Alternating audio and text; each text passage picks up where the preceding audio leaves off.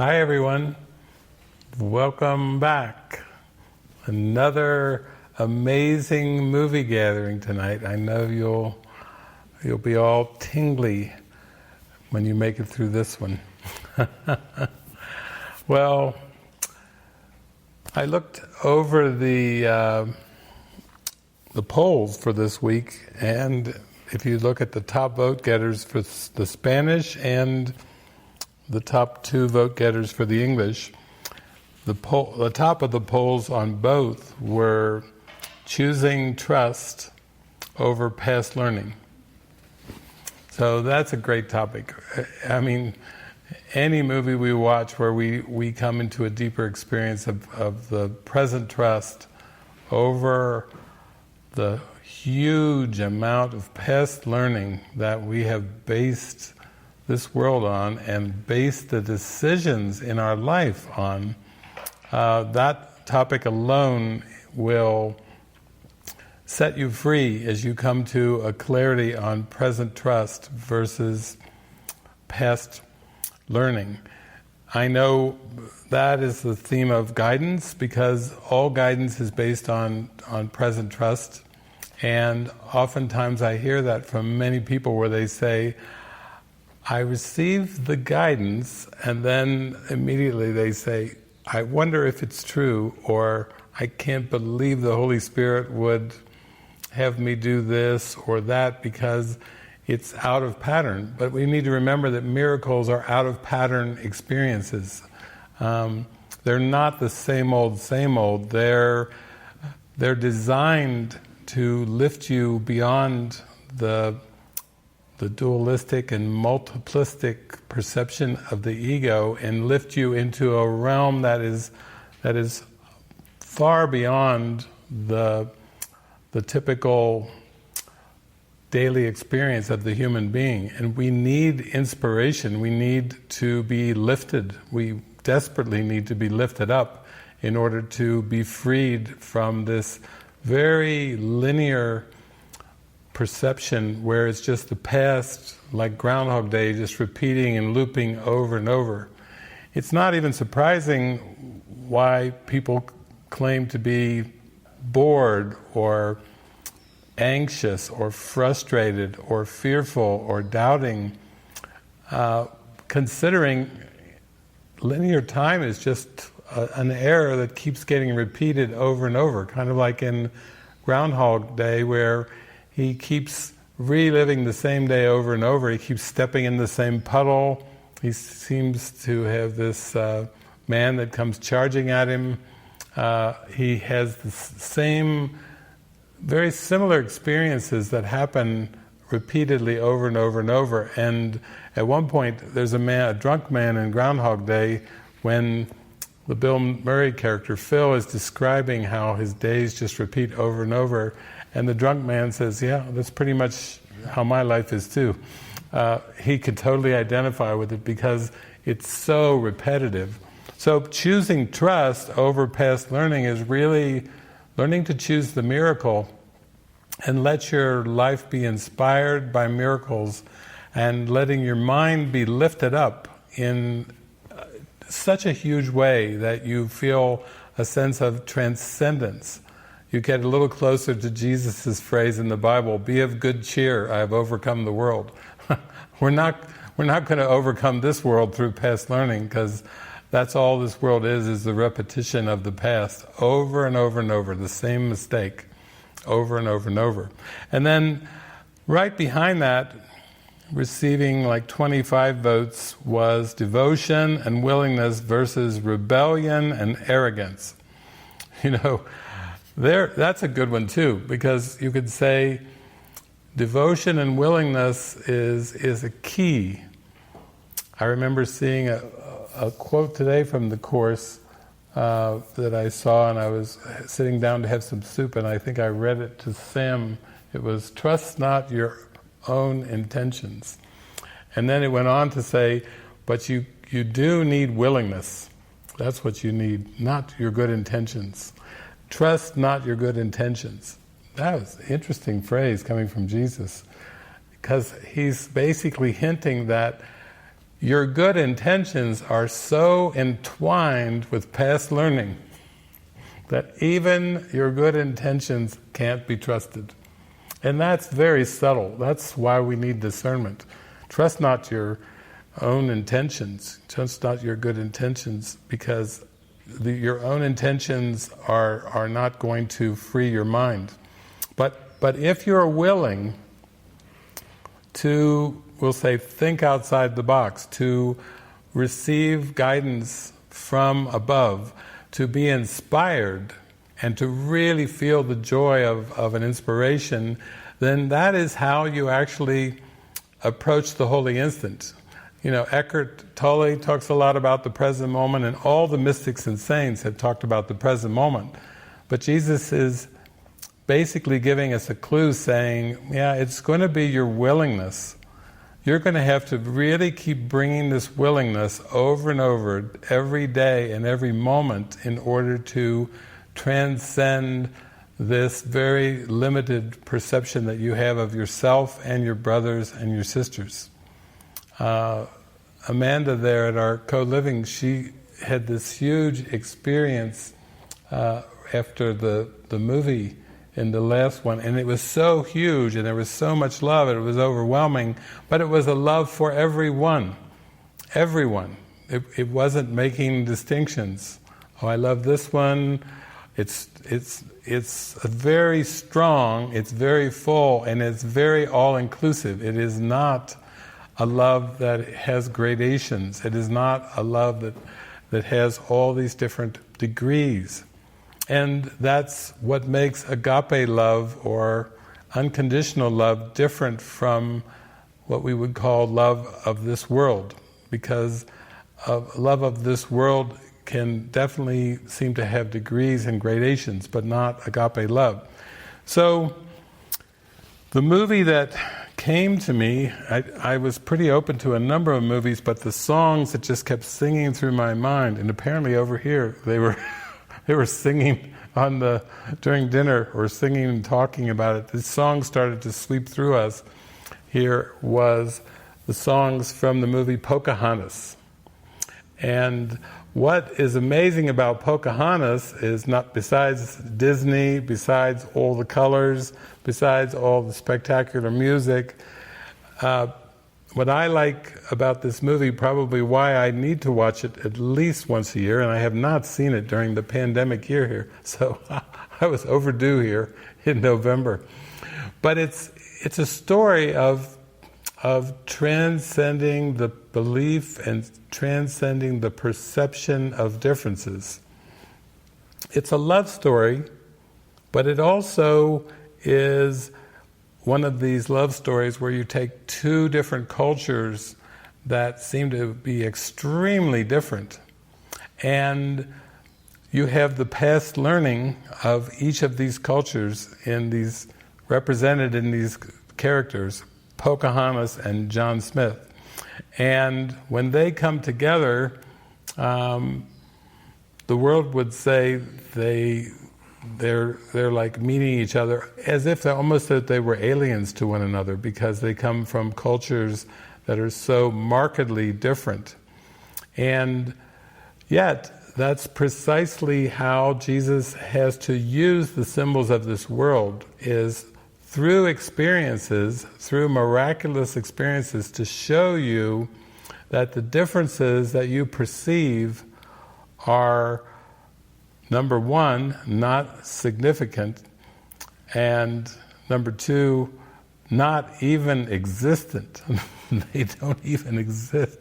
But when you're having a perceptual hallucination and all you perceive is differences, it just shows you how the kingdom of heaven or oneness or nirvana is so different from this world of perception, of perceived differences. So we need a lot of help. We really need a lot of help to transcend this belief in differences, to transcend the ego. We were talking about the Christmas message, which we are incorporating into our the Great Awakening online retreat, which we're going to do at the tail end of our Illumination celebration, we're doing 3 days of the Great Awakening, and the theme also includes Make This Year Different, 2021. Make this year different by making it all the same. Helen actually received those words from Jesus during the Christmas season, one year when she was taking down A Course in Miracles, preparing her for the new year. Make this year different by making it all the same.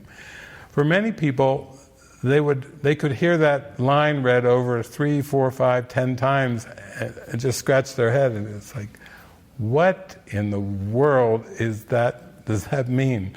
Make this year different by making it all the same. And when you talk about sameness, oftentimes people talk about that it feels very bland, it feels very boring, it feels monotonous.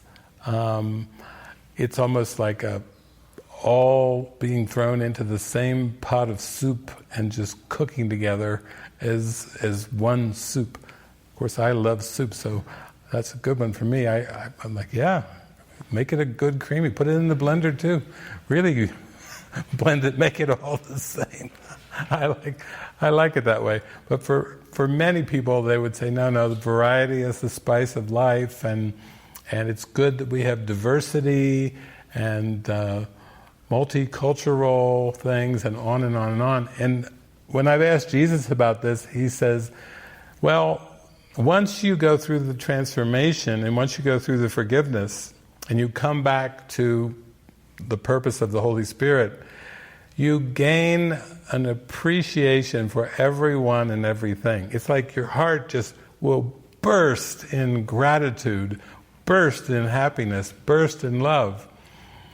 And I've said, so this whole world, which seems to be just trillions upon trillions upon trillions of images and separate little parts, so that's not real. And he says, well, you've heard in the holographic writings that in a hologram the whole is contained in the part, and sometimes that can be a little bit mysterious, the whole is contained in the part.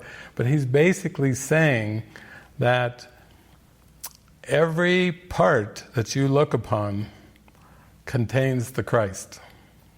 And he says completely. So any part or any image, any memory from this world of time and space, you can join your mind so fully with any particular part, because the Christ is right there. It's not like the Christ is hovering above and you have to kind of swoop past the part, but the Christ is right there. He said, you're so used to thinking that the part is different than the whole, and the whole is the sum of the parts, and all these things you've learned. But he says, no, part-whole relationships are very natural from Christ vision. You feel the fullness of who you are, even when your body's eyes seem to report that there's some size, some shape, some characteristics that delineate that part from the rest of the parts in the universe. He says, no, you'll actually see from corrected vision that it's always been right there for you. And I mean any part. You can pick your favorite part, Mussolini, Hitler, Donald Trump, pick any part that you want. Benito's had the Christ all along. And if you chose to see it in Blessed Little Benito, our beloved little dog, this movie has some great little creatures too, but it's there. You can see the Christ in anything that you look upon in this world, because it's an inner vision. It's not coming from your five senses. It's coming from inside you. And that is so brilliant and so bright, and you may cover it over with ego beliefs and ego judgments, but you can't put out the eternal flame. The eternal flame burns brightly. So tonight's movie, Pocahontas, is really good because growing up, I was always kind of enamored a bit with a lot of Native American songs and parables, and there's something very sweet for me, and I could feel that it was like a resounding draw for me, and so when I first was in the movie theater and I saw Pocahontas, my heart just flew open, because the colors and the music and the story and everything, it just got to me. It totally my heart just burst open, and that's why I say I have to watch it at least once a year, just as a reminder. It is such a reminder of inclusive love. It's such a reminder that perceived differences don't really matter. It's such a reminder that who you perceive as an enemy is actually the opportunity to see your mind in a saving grace, and see what you're perceiving through an entirely different perspective. It's one in which enemies disappear.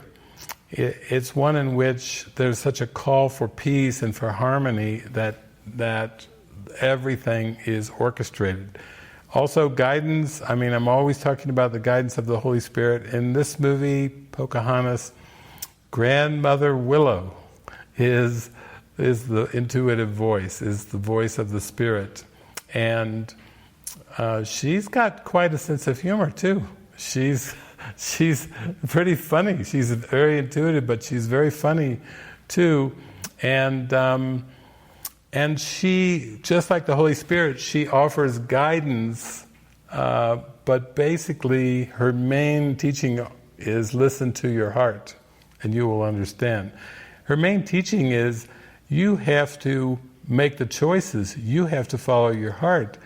You're only going to experience what's real and true when you actually give yourself over to the intuition, when you fully give yourself over.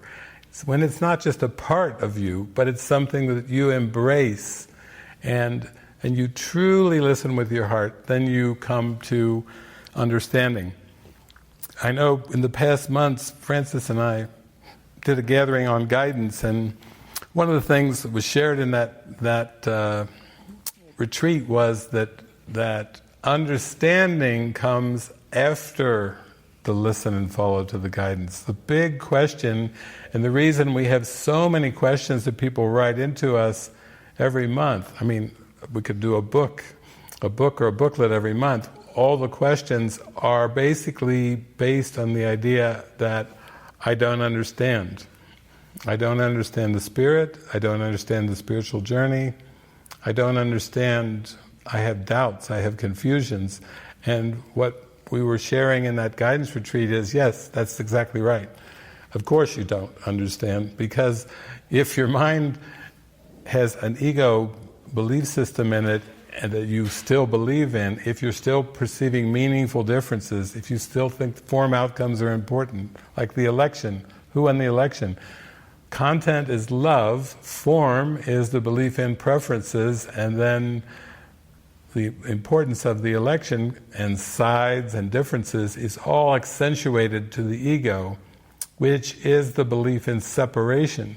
And then this beautiful, soft, intuitive voice and the wisdom and love that precedes it, that only comes into understanding. You only understand the nature of love after you have listened and followed and forgiven the world. So what Jesus says in the Course is peace and understanding go together and cannot be found apart. That should make it clear why all the questions, I don't understand, I don't understand, I don't understand. Well, peace and understanding go together. So until you have consistent peace, it just means you won't.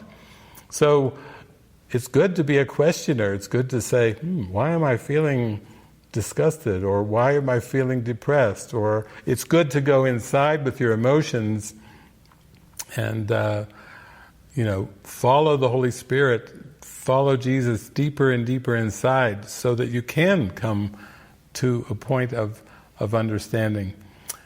So in this movie, both characters are thrown into situations that they have never faced before. It's something that their traditions have not prepared them for. I mean, John Smith's coming from England. He sails across the ocean, and basically the premise is to find gold. They want the gold. They're going to the new land to get the gold.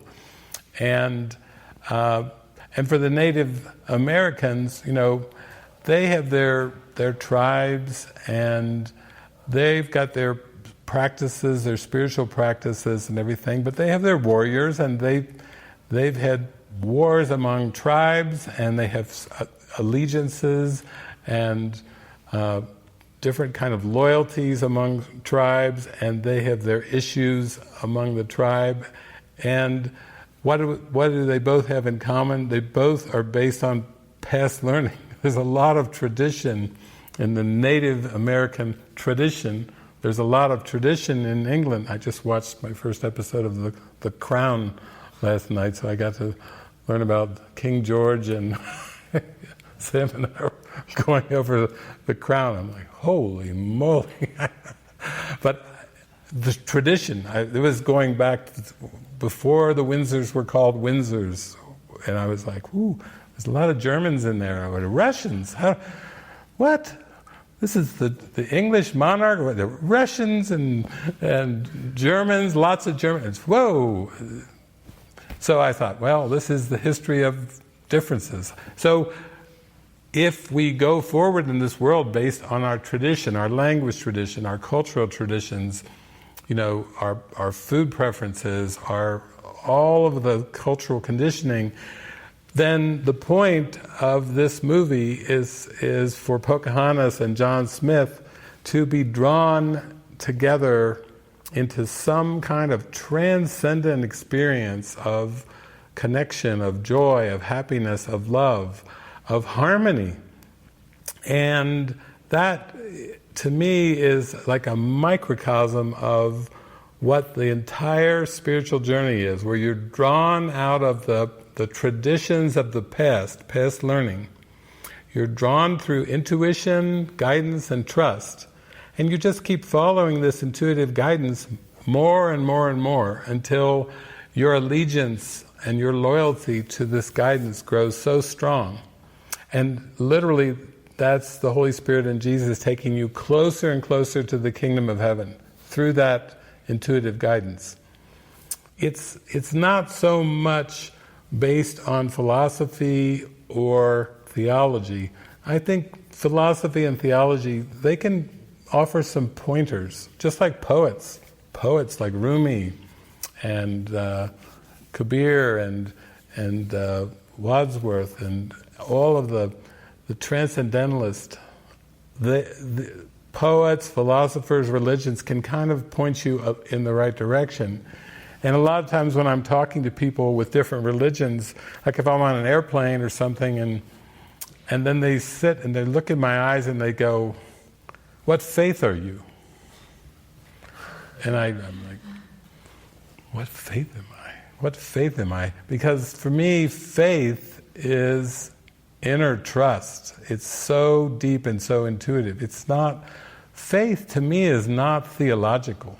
If somebody says, "What faith are you?" they're using faith as synonymous with religion. And I'm just like, I usually just, what faith am I? And then I usually get into a talk about faith, where faith is following your heart, following the calling of your heart, following your opening, your joy, your happiness, and going beyond all the evidence of the five senses. So you can see faith as a synonym to religion is so different from the way that Jesus is using faith in A Course in Miracles. He's telling us it's going to take great faith to accept forgiveness as it truly is.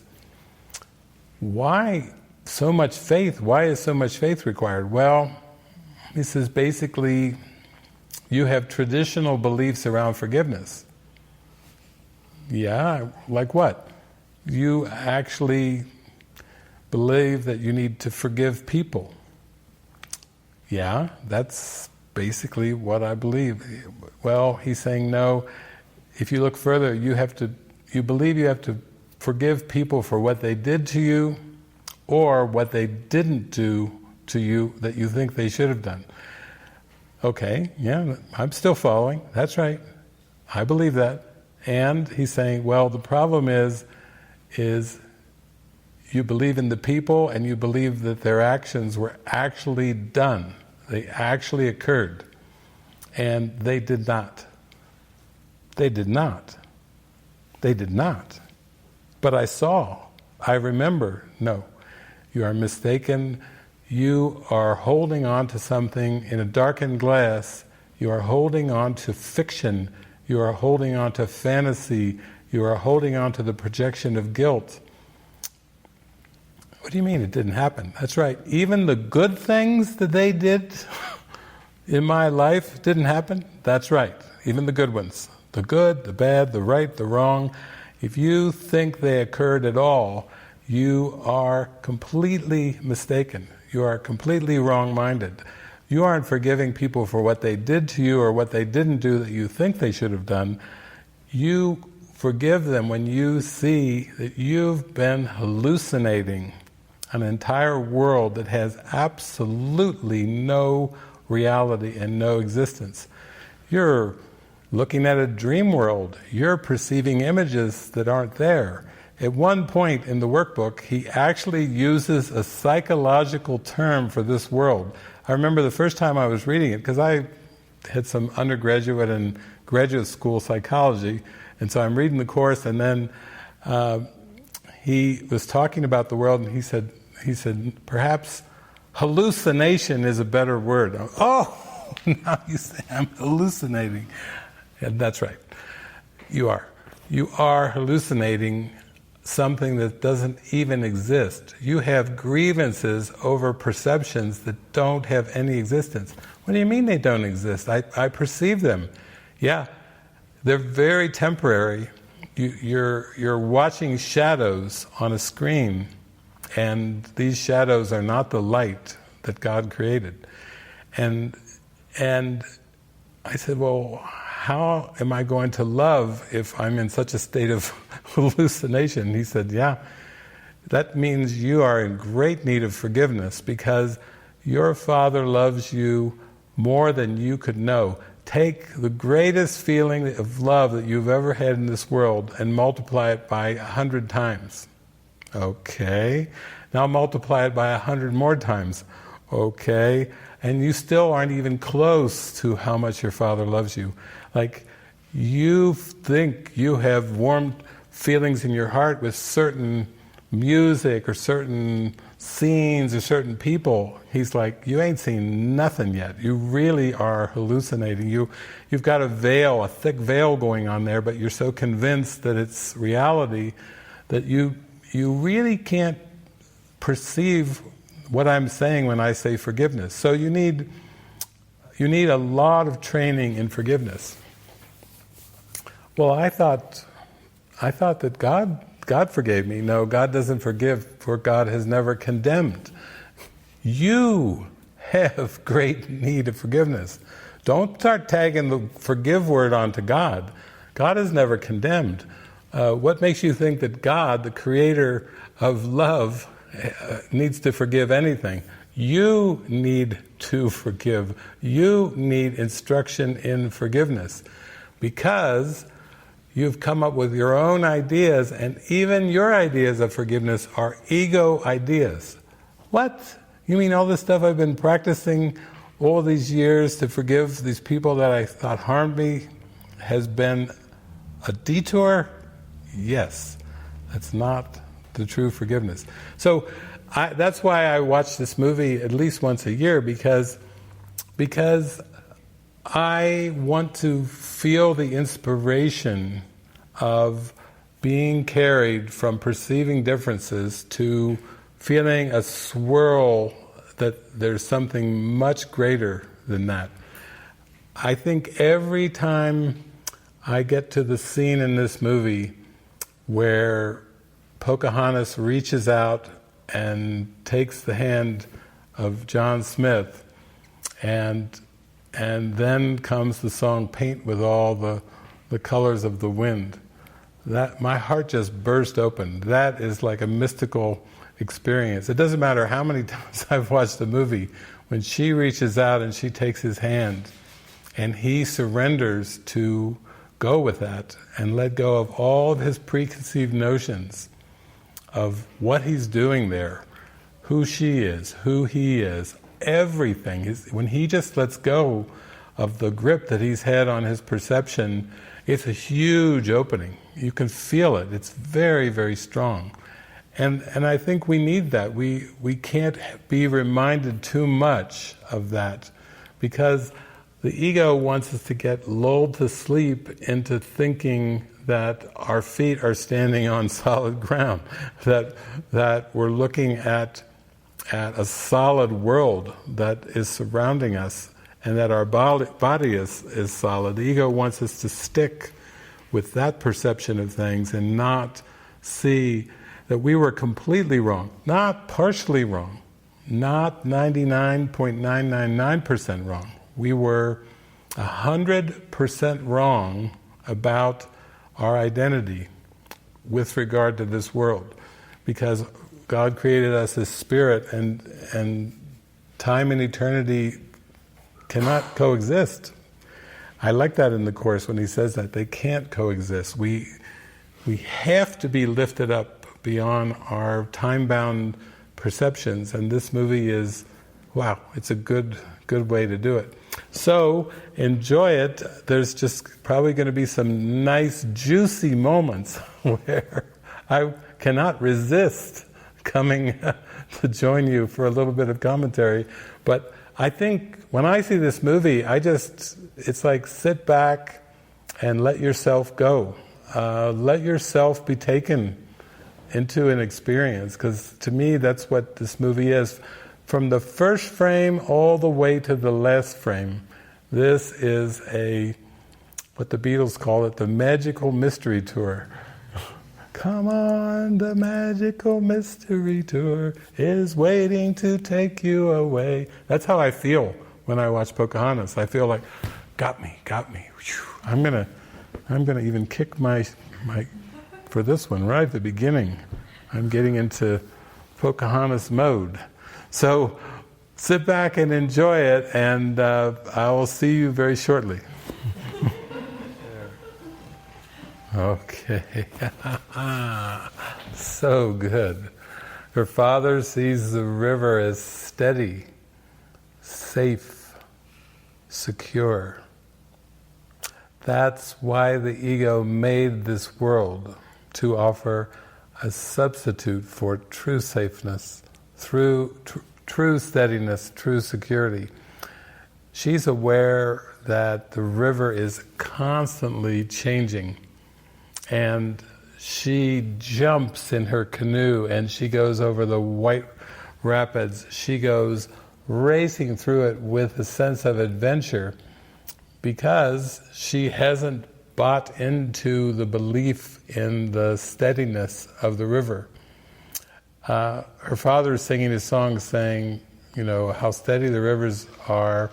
They choose the smoothest course. That's why rivers last so long. That's what you're going to get from the ego for steadiness. When people even talk about marriages, you get gifts of gold. What is it? 25 years marriage, is that silver? And 50 years marriage is gold. And to the ego, the longer the marriage, the better. That's why you get the gold, the silver. It's almost like the Olympics or something. A gold medal! Oh! And it can be a good symbol. I mean, my grandparents, Lillian that I always talk about, Susan, you're our Lillians. Lillian and Harry were married for 57 years. That was a nice symbol for me. They were very stable in my perception. So the Spirit can use these things, but what I'm really wanting to get at here is that the images are constantly in flux, and that's because the first change that the mind experienced was going from eternity into time.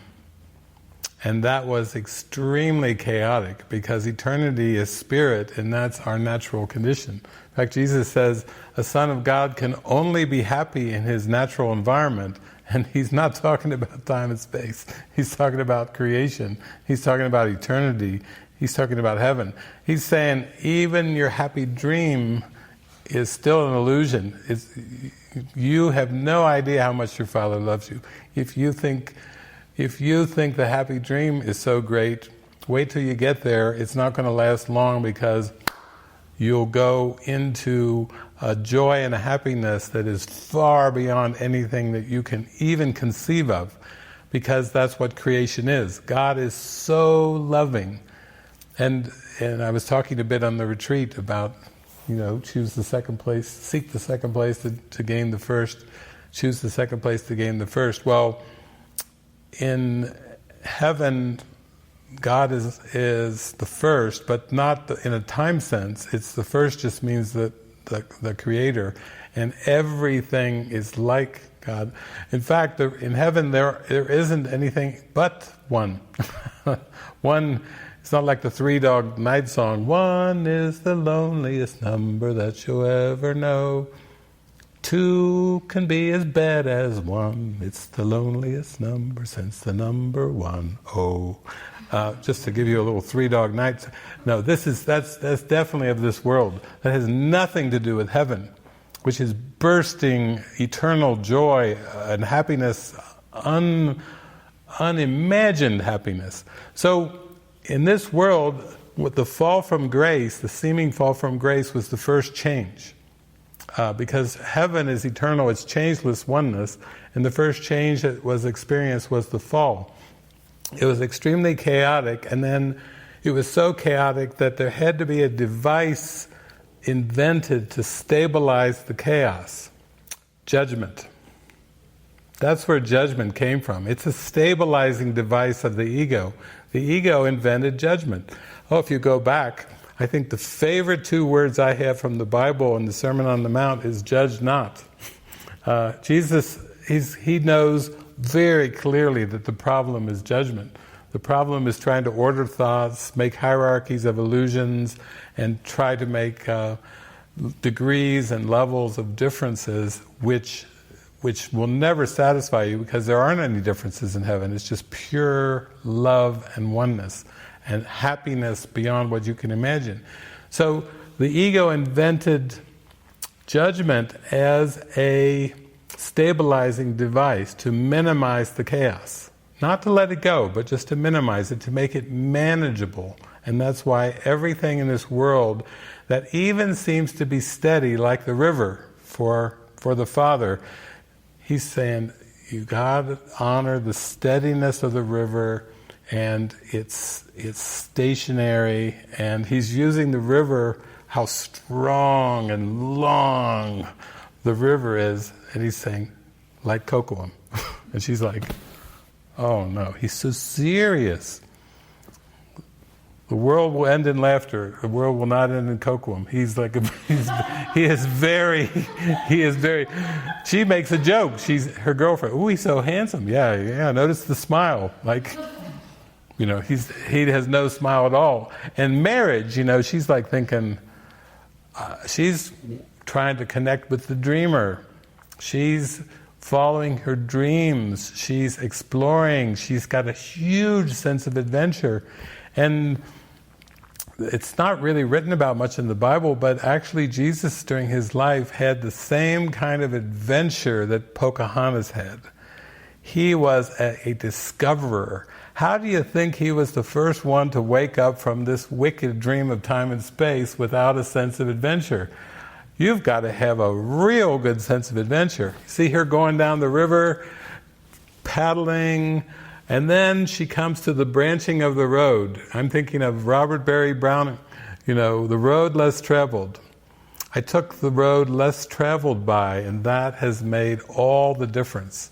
I remember when I was in high school, I had to memorize that poem. And when I first started reading this, Barrett Browning, is it? Browning Barrett? His poem, The Road Less Traveled, I was like, ooh, I like the title, The Road Less Traveled, something adventurous about the road less traveled. And then it ends with two roads diverged in the woods, and I took the one less traveled by. And that has made all the difference. Then I remember in Bible school reading about Jesus talking about the straight and narrow. He said, you reach the kingdom through the straight and narrow. And there's Pocahontas with her great adventuring spirit, whooshing, jumping off ledges, paddling over rafts, white water rafts. She's going for it all. And then she comes to the branch, and she's pondering, do I take the bigger branch, or do I take the narrow one? And her father's saying, the river always takes the smooth and steady. That's why the bigger branch is always smoother and steadier. But it's sneaky, because the ego made the judgments of this world, and the ego is trying to stabilize perception through tradition, and is trying to use the past to say, daughter, it's safe.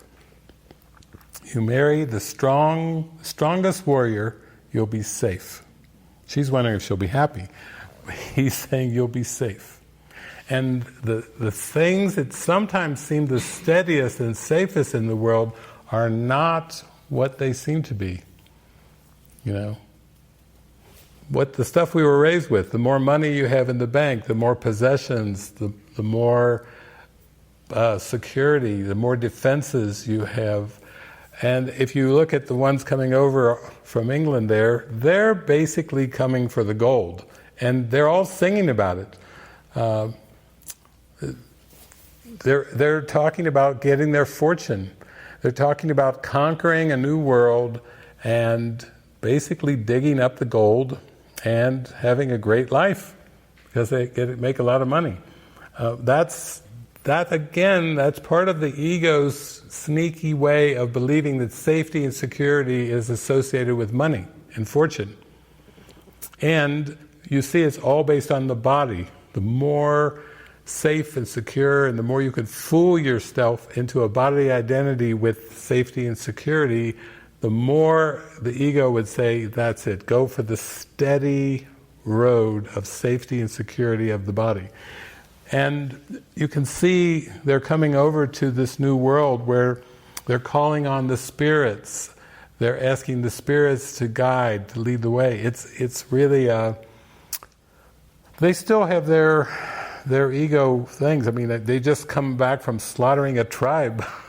So now the kids can laugh and feel happy that they've just slaughtered another tribe. You know, we're not trying to paint a picture of the Native Americans as if they're egoless, but they have a devotion to a curiosity about the Great Spirit, and they're curious about that. So I love this movie because of all the nuances, but she basically she doesn't really pause very long at the branching of the road. You could even get the branching of the road section out from the Course, where you take the first steps along the new way are the most difficult, but Jesus says that's just because when you come to the branching of the road, you have to take a direction. You can't just go ahead, because it will go nowhere. And that's what he means by, on your spiritual journey, as soon as you start to really feel the calling from God, you will take the road less traveled. You will take not the road of the masses, bigger, better, more, faster, more intelligence, more possessions, more money, more, quote, worldly security. You're going to take that road less traveled, and just like the Robert Browning poetry, oh, that's right, he was married to Elizabeth Barrett Browning. That's where the Barretts come in. Robert Browning. Road less traveled, you're going to take the road less traveled, and that will make all the difference. And this, to me, when I even first saw this movie, when I saw her get to the branch and start paddling upstream in the little narrow stream, I'm like, there she goes. She's going for it with her adventuring adventurous spirit. She's not going to settle. She's not going to compromise, and that's what we all have to keep in mind. We are not asked to compromise with the ego or this world. We're asked to really go for it.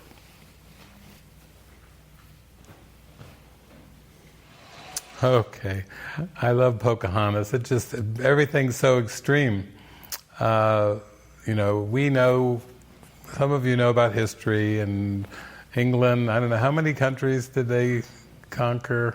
167, something like the most countries by far. Conquest, plant the flag, take it over, mine it, rule the people. They're number one in terms of conquering. They're like the conquer kings. And it's in the name of king and country. But beyond that, this little scene, the writers here are really going to bring it out. It's, how Jesus says in the Course, seek not outside yourself, for it will fail, and you will weep each time an idol falls. Well, this is just showing the extremes. On the one hand, we have Ratcliffe, he's told his squire, that they gossip behind me, they think I'm a failure, but when I bring home this big haul of gold, more than Cortez, more than Pizarro, they'll knight me. No, they'll lord me. It's a giant ego fantasy of, he's got them landing, and the first thing they're doing is get the shovels out, right on the shore, digging. Talk about seeking for something. Any of you tried to dig a garden, much less just to plant a few crops, which the Indians actually are quite good at. They've got their corn. That's what they think the gold is. When they finally hear about the gold stuff, they think, oh, they want our corn. That's how far apart the perceptions are. But even for John Smith, you see, he's an adventurer, but it's not like he's necessarily talking to Grandmother Willow yet, or trying to figure out the meaning of his dreams, or what's the meaning of life, or talking about the great spirits, and so on. It's more of a conquest, like conquer everything, and the adventure of new places, and basically planting new flags. And it's kind of it's the ego's getting mechanism blown up on steroids. It's take, and that it's the adventure of take. For him, it's fun. Even diving into the ocean to save that guy, he comes out and he says that was fun after he's come back out of the ocean. And anybody else would go in for me? I'm sure you do the same. Oh yeah, right. He's got a lot of courage, but underneath it, it's the spirit of basically of conquest. So different in one sense. I mean, you might say the Native Americans are just wanting to have their communities raise their children and practice their spirituality, and they have to fight off some tribes from time to time. But the main thing is the motive underneath. When you start to realize this is where wars come from. This is where all conflict comes from. And if we roll it back to the mind, it's still seeking for form, still seeking for something in time. And it doesn't matter if it's this extreme or if it seems much more subtle. Whatever you search for in this world, and I mean whatever with underline that, whatever you search for in time and space will be a block to the awareness of who you are. In the Song of Prayer, Jesus says, the secret of true prayer is to forget the things you think you need. That's a great line. The secret of true prayer is to forget the things you think you need. Jesus wants us to focus on the love inside, on forgiveness, on releasing the desire to seek outside of ourselves. He's talking about our heart. He's talking about our mind too. That he tells us in the Course, mind does not go out. Within itself is everything, you within it and it within you. And then there's a great line where Jesus says, the mind does not create beyond itself. Well, the mind in its abstract form is light. Divine mind is light. And it does not go beyond itself, it does not create beyond itself. So every time you think you're creating something in this world, anything, it's better to put the MIS in front of the create word, miscreate.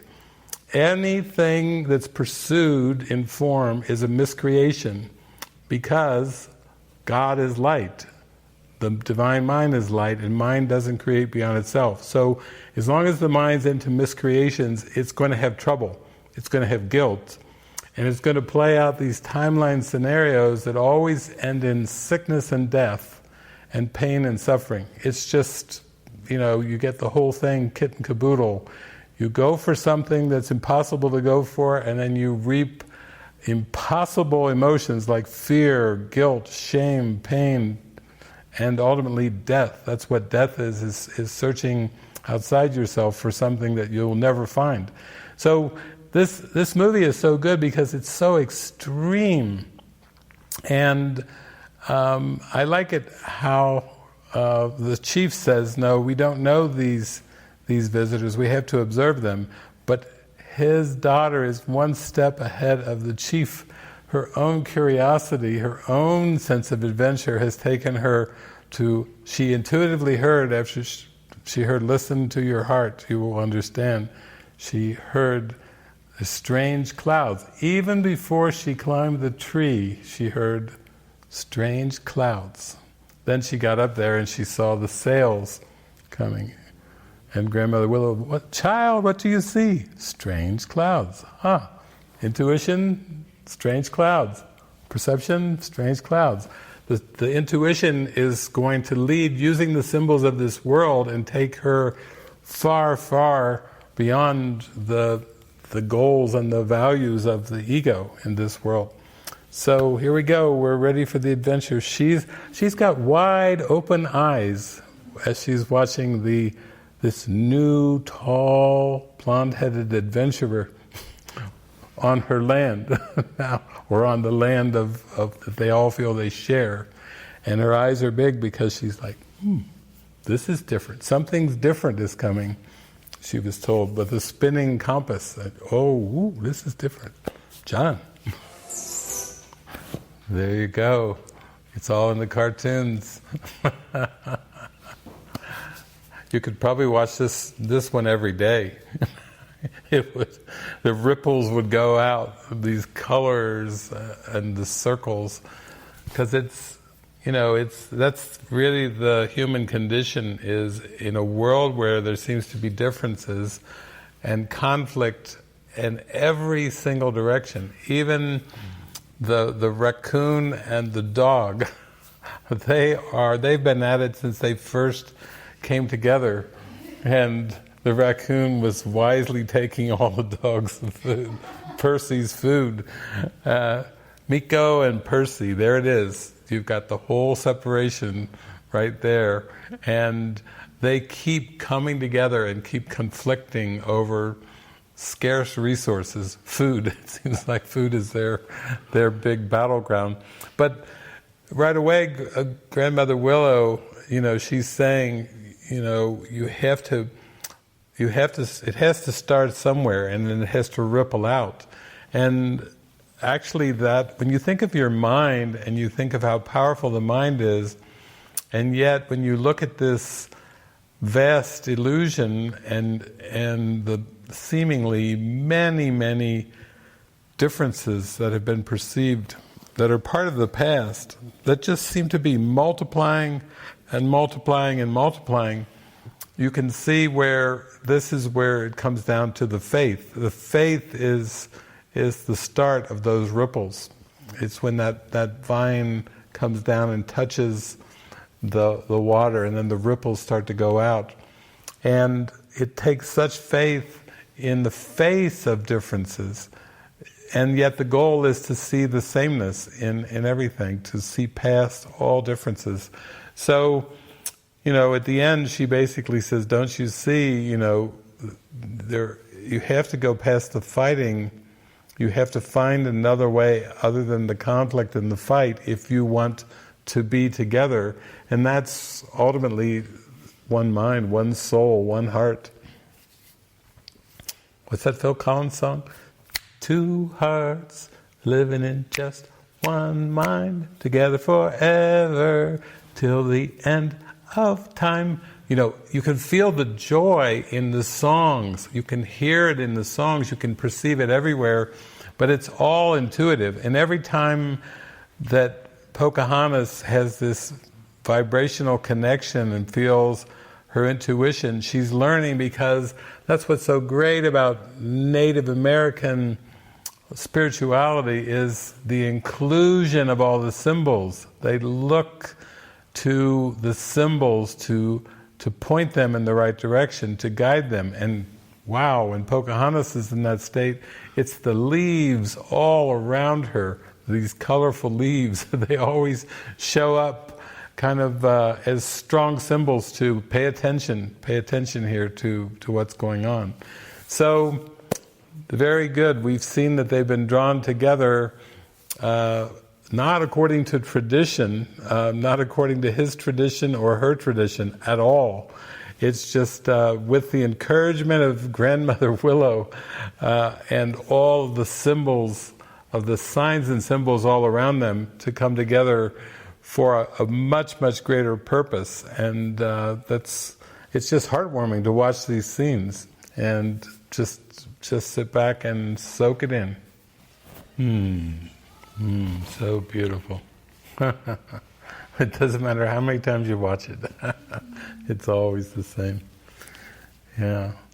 I think that really goes to the heart of what I was talking about earlier, about when Jesus said, trust not your good intentions, because, as the ways of the world seem to play out, which in this case was looking like a huge battle, a huge conflict, then that's the time when she basically went to Grandmother Willow and said, it's too late.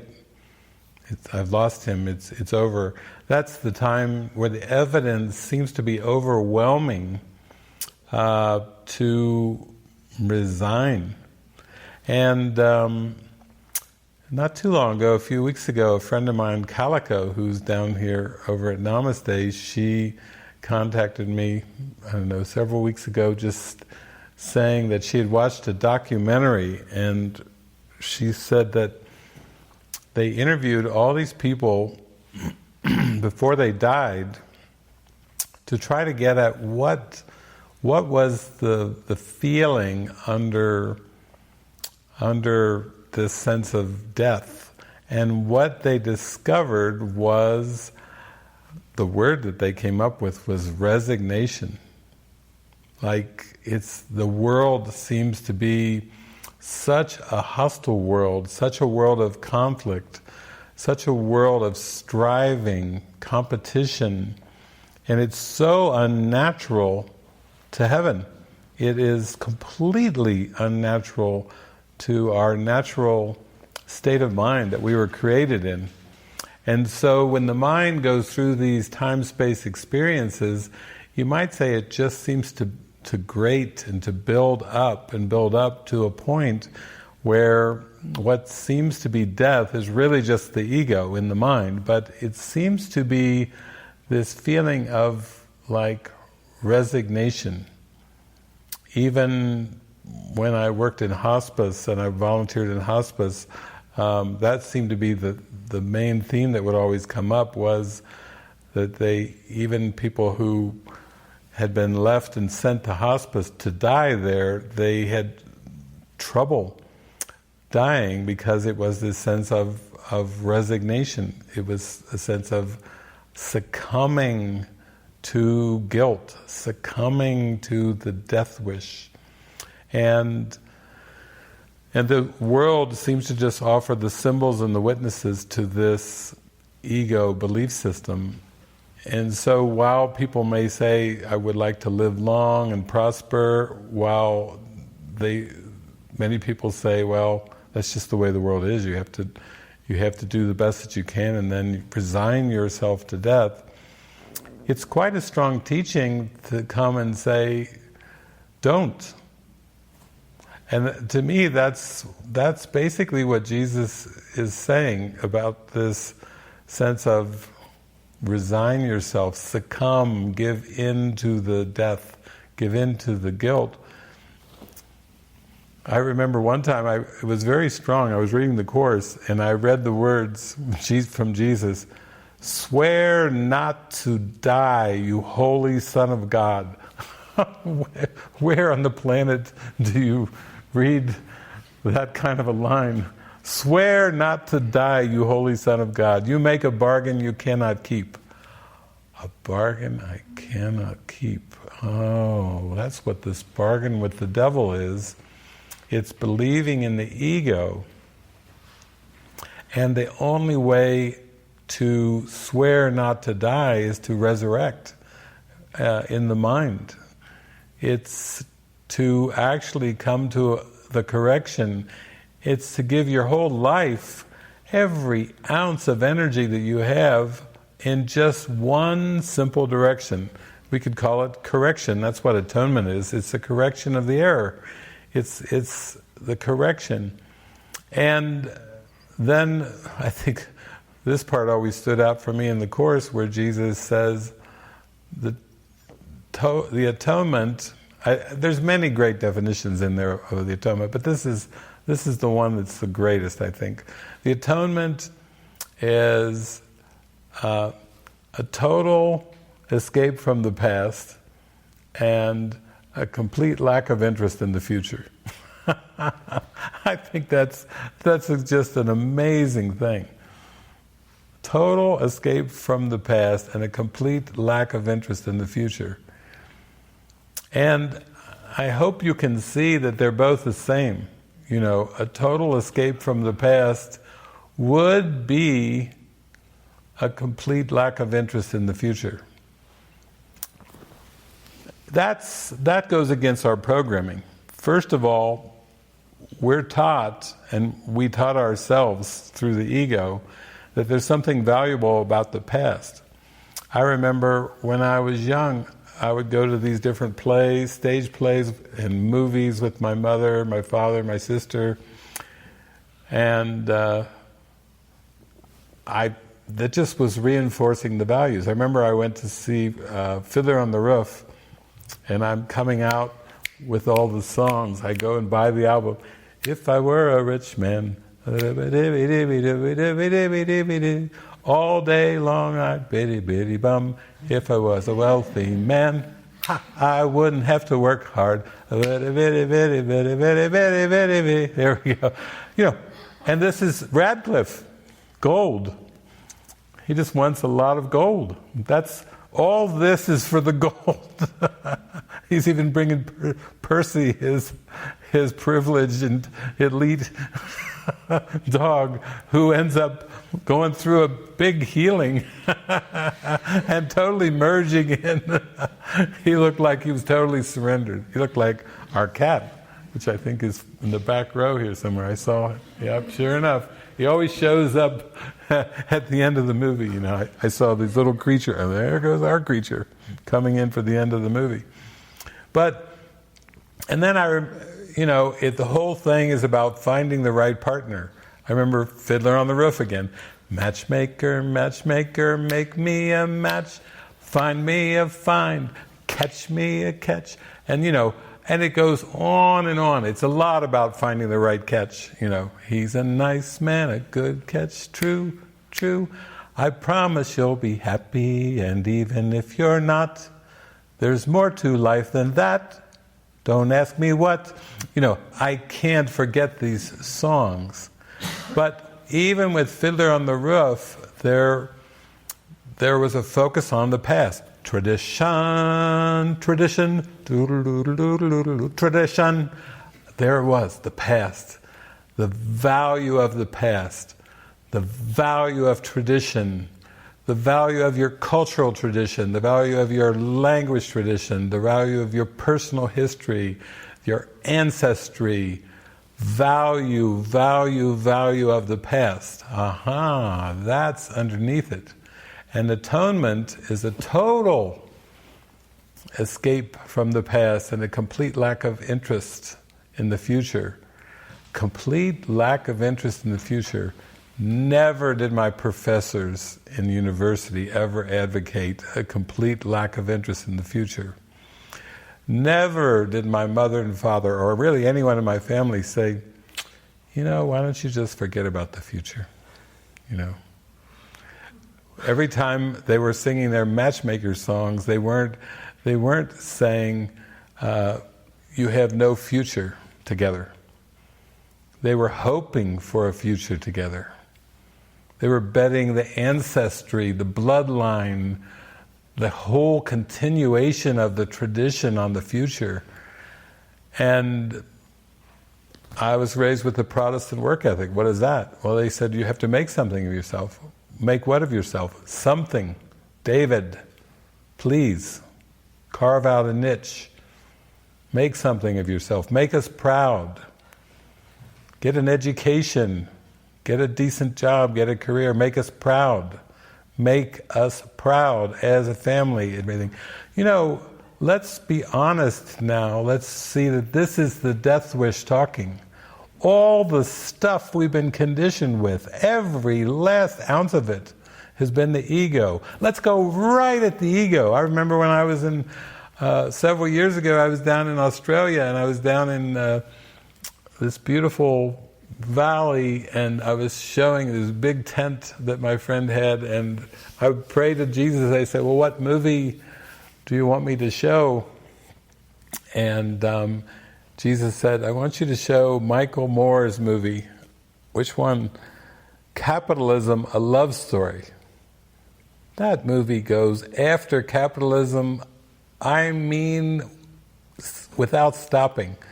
And I mean, I showed that movie, and the ego, the winds were howling, it was, the tent was blowing, the screen I was showing it on was shaking violently as these people were trying to watch. We at least have a stable screen here, but the screen was shaking, and all I could think was the wind started to howl like it was going to blow the whole tent down. The screen was shaking. I just burst into laughter, and I just could hear Jesus laughing, saying to the ego, you can't handle the truth. It was going after capitalism. Capitalism! That's the most American thing. That's a world thing, but it's like everything that we've been taught by the ego, we bought it hook, line, and sinker. And we wonder why there's suffering. Well, we wonder why there's this resignation and giving into guilt. And Jesus has got it all in his book, A Course in Miracles. He's not holding anything back. He's basically saying, it's been in all your fairy tales, I've been trying to reach you through all these songs for centuries. I've been trying to reach you in any way that I can, because you're praying for help, you're praying for escape, you're praying to let go. And he's saying there's only one escape, and that's through forgiveness, and he calls it atonement, correction. Total escape from the past and a complete lack of interest in the future. So everything continues to evolve from that calling. Even our community, we're going to start tomorrow practicing comedy skits. Comedy skits. That's right. You've enjoyed all of these beautiful... you didn't think I was going to say that, did you, huh? Well, you didn't think that. You never know what's coming next. Unpredictable. That's right. Comedy skits. Francis is coming over. I have to come join in. I can't miss out on all the fun. Throw in a few ideas. I was talking to her today. I said, when I was a kid, I did all these comedy skits in my parents' basement. She said, you did skits? Yes, we did lots of skits. When I was even in university, we were assigned to do some project and put together like this skit. And so I got them all together. I said, we got to have fun with this skit. This has got to be the funniest skit ever. Because what are we going to do if we just think of it as a project? We have to turn it into the most funny comedy skit. Oh, the professors loved it. They thought it was the greatest thing. And so this is what Living Miracles has come to. A comedy skit. So it's evolving. We're evolving. 2021 is going to be a lot different. Don't think, we're just going to do the same old thing for 40 years. You got to be kidding. It's going to be evolving. We're evolving into comedy skits. We watched The Man Who Knew Too Little, and then that lit a fire. Something happened. We started to get clueless and happy. But it's part of a total escape from the past and a complete lack of interest in the future. You have to give yourself over to the present moment. What have all the saints and mystics been saying for centuries? Read any of them. What have they been all telling us? They've been telling us, live in the moment. They've been telling us it's the gateway to eternity. Yeah, Jesus is saying the same thing, and he's saying it emphatically, that the life that you think you had, and the world and the future that you think you were going to have, and the ambitions that you think you had for this world of time and space are a farce. And you need to realize that. I mean, I think the first time that I started to just give myself a little bit open to that was, because I was raised Protestant work ethic and university for years and years, and study, get good grades, get good degrees, and get a good job, get a good career, bigger, better, faster, more, bigger, better, faster, more. Make us proud, more and more. Make us proud, more and more. It's like a chant, an ominous chant. And then the first time it really hit me was when I was watching the movie Gandhi. I don't know if some of you were touched like I was when I watched Gandhi, but I was watching Richard Attenborough's huge motion picture Gandhi. And I remember at some point, Gandhi in the movie, he went to South Africa and he was building an ashram. I actually got to see that place when I visited South Africa. I was in a car with somebody and they said, "Oh, that's Gandhi's ashram." I said, "You're kidding." And anyway, he's building the ashram, and he's taking a walk with an American reporter, and the reporter's trying to ask Gandhi all these questions. And in the movie, they're walking side by side. Martin Sheen, I think, played the reporter, and Ben Kingsley was playing Gandhi, and they're walking side by side. And I remember the scene so well. I'm sitting there watching the movie, and I'm so touched by Gandhi. My heart is just like with Pocahontas, it's bursting open. Albert Einstein said, for generations to come in the future, no one will believe that a man like this had existed on Earth. He said, Albert Einstein said about Gandhi. So my heart is exploding watching this picture of Gandhi. And this newspaper reporter, I think for Time magazine, is asking Gandhi all these questions down in South Africa. And then he turns to Gandhi as they're building this big ashram down there. And the reporter says to Gandhi, "Mr. Gandhi, you're quite an ambitious fellow," he says to Gandhi. And of course, I come from a culture, like most of the world, where that is a compliment. When somebody says to you, you're quite ambitious, that's the norm. That's what proud parents tell their children. And then Gandhi turned and answered him, and he said, "I hope not." Pause the movie. What did he say? I got the first part of the movie. What did Gandhi say? "I hope not." To you're quite an ambitious fellow. "I hope not." And then I stopped the movie, and something in my heart burst open, and I thought, wow, I'm on a track of ambition. I'm on a track of making a better future. I thought I knew what I was doing. But I admired Gandhi, and when Gandhi said, "I hope not," that's the first time in my life where I had ever heard that response to ambition. I hope not. There was something there that touched my heart, like the Spirit was trying to say to me, it's not the direction you've been going, David. You need to stop. You need to pause. You can't be hypnotized and mesmerized by this world that Morpheus said was pulled over your eyes to blind you from the truth, he told Neo. But that was the first time, I think, in my life where I had a pause moment where I went, wow, what did he say?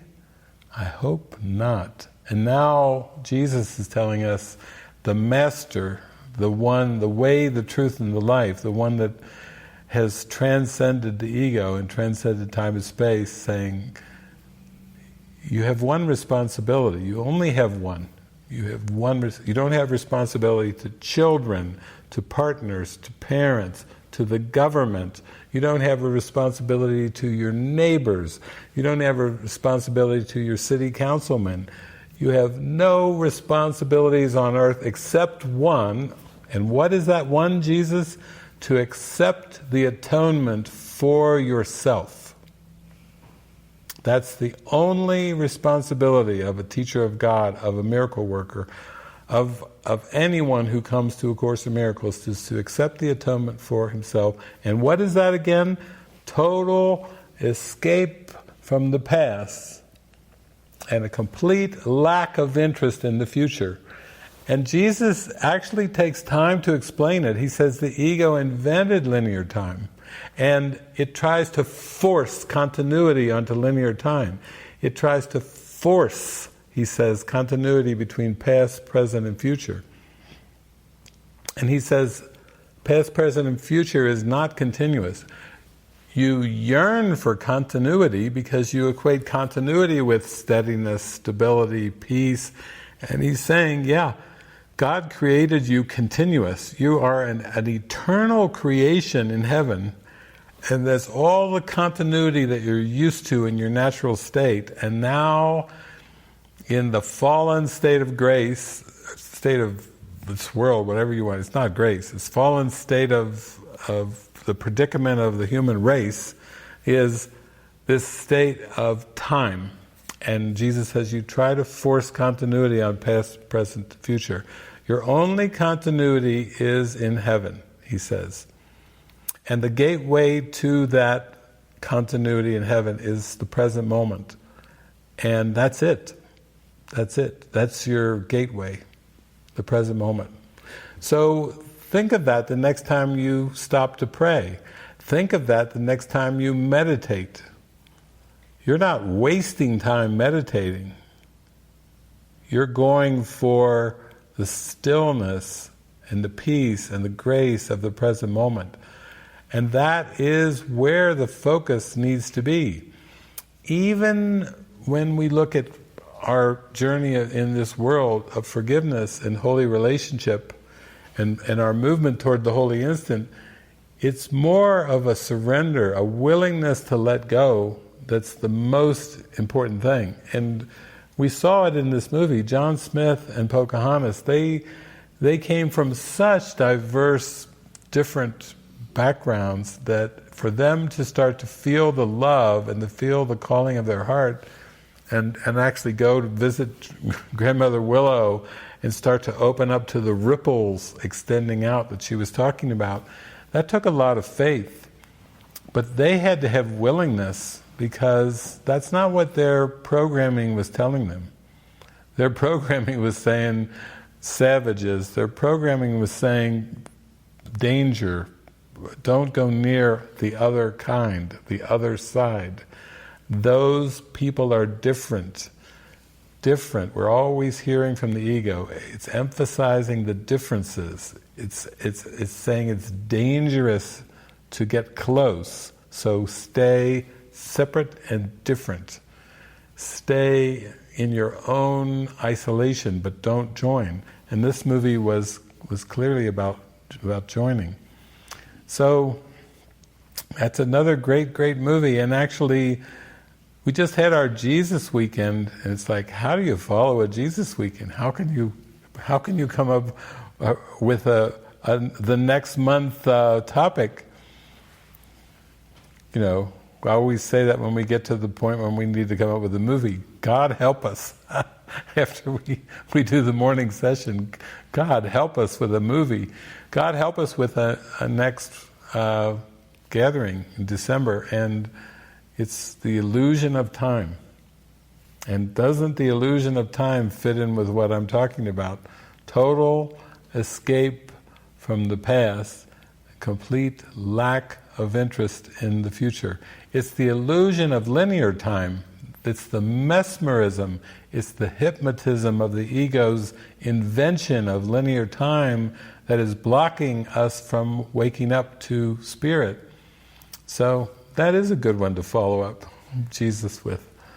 Jesus would, if he had lips, he would be smiling.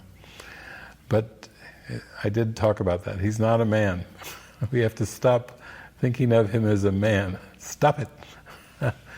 So, thank you for what a great night. I have had such a great time with Pocahontas, and I would love to hear if this movie touched you, like it always touches my heart. Every single time I see it, I just feel this warm glow in my heart and this expansiveness, because it's so direct. It's so much points the way to it, to happiness, to union, to connectedness, and even the final scene when her father, who first was telling her, you must marry Coquam, you must take your place, and so on and so forth. She was honored to think that she could be like her mother and be a symbol of wisdom and support, but she did not necessarily agree with her father in taking the traditional path. But by the end, her father said everyone must choose, and she had heard the news. You know, he'll die if he's here. He needs to go back. He needs to go back to England, and also she had all this love for him. So what a scene at the end when she runs to the top of the ridge of the rock, and then behind her all these leaves that represent her love and her heart just swoosh out over the ocean and go over John Smith. As that's, if you're going to have a farewell scene, that's as good as it gets. There will never be a scene of this love that extends beyond time and space and just sweeps out over the ocean to embrace John as he's laying there and taking his next step in the journey. But that wasn't a sad goodbye scene. That was a whoosh of eternal love extending out like those ripples, the wind blowing the leaves and those ripples radiating out. Those are powerful symbols of us extending the love of God, and wow, what colors. So let's see, Pete, what do we have? See if we have any hands, if anybody got touched on the hard chords like I did tonight. I just posted the instructions in the chat if you want to raise your digital hand. And we've got Esther with her hand up, so you can unmute yourself there. Hi. Hi, Esther. When I was growing up in high school, we read the story of Pocahontas and John Smith, and the story went this way. It didn't really have it was an interpretation of an ending, because they both jumped over the cliff over a waterfall, and our assignment was to determine whether they lived or died, or what was the end of the story. Good old American high schools. You can't beat that. And then you, as a good student, what did you say? Did they live or die? I said that they lived. Okay. Yes. The premonition of Esther to come. But what I wanted to ask you was, I wanted to get a little help with the interpretation of what goes on for me. Like in the morning, for example, today, it was all in the ego's mind and ruminating over the past and the future, as you were saying it would do. And then I spoke with Alan, and he was telling me about a video he watched of yours. And he said, we really have to see that it's a perceptual problem. And until we do that, what's the point? You don't tell David, that about all my complaints about, that this is happening and that's happening. He says, when you get online, you don't say these things to David. And I said, you're right. And I said, and he said, we must step up now. And in the morning, especially, be able to live the training. And, but one of the things that came up this week as well was we're looking at the stocks, and we did a trade, and it was going down instead of the direction we expected. So we took a loss, and we're telling ourselves we have to look at the pattern that we're doing this and saying that we don't buy breakouts, but we did do it this time. We thought it would go, or something like that. But that's going to the past. And I wanted to know, how do we move forward if we're not looking to our past mistakes for guidance? Yeah. Well, I think in my life, I discovered that I finally, once I started to see I had a perceptual problem, then I thought, if I have a perceptual problem, what makes me think I would know what was good in the world? What was a successful financial transaction? What would be a successful relationships? What would be a successful anything in the world?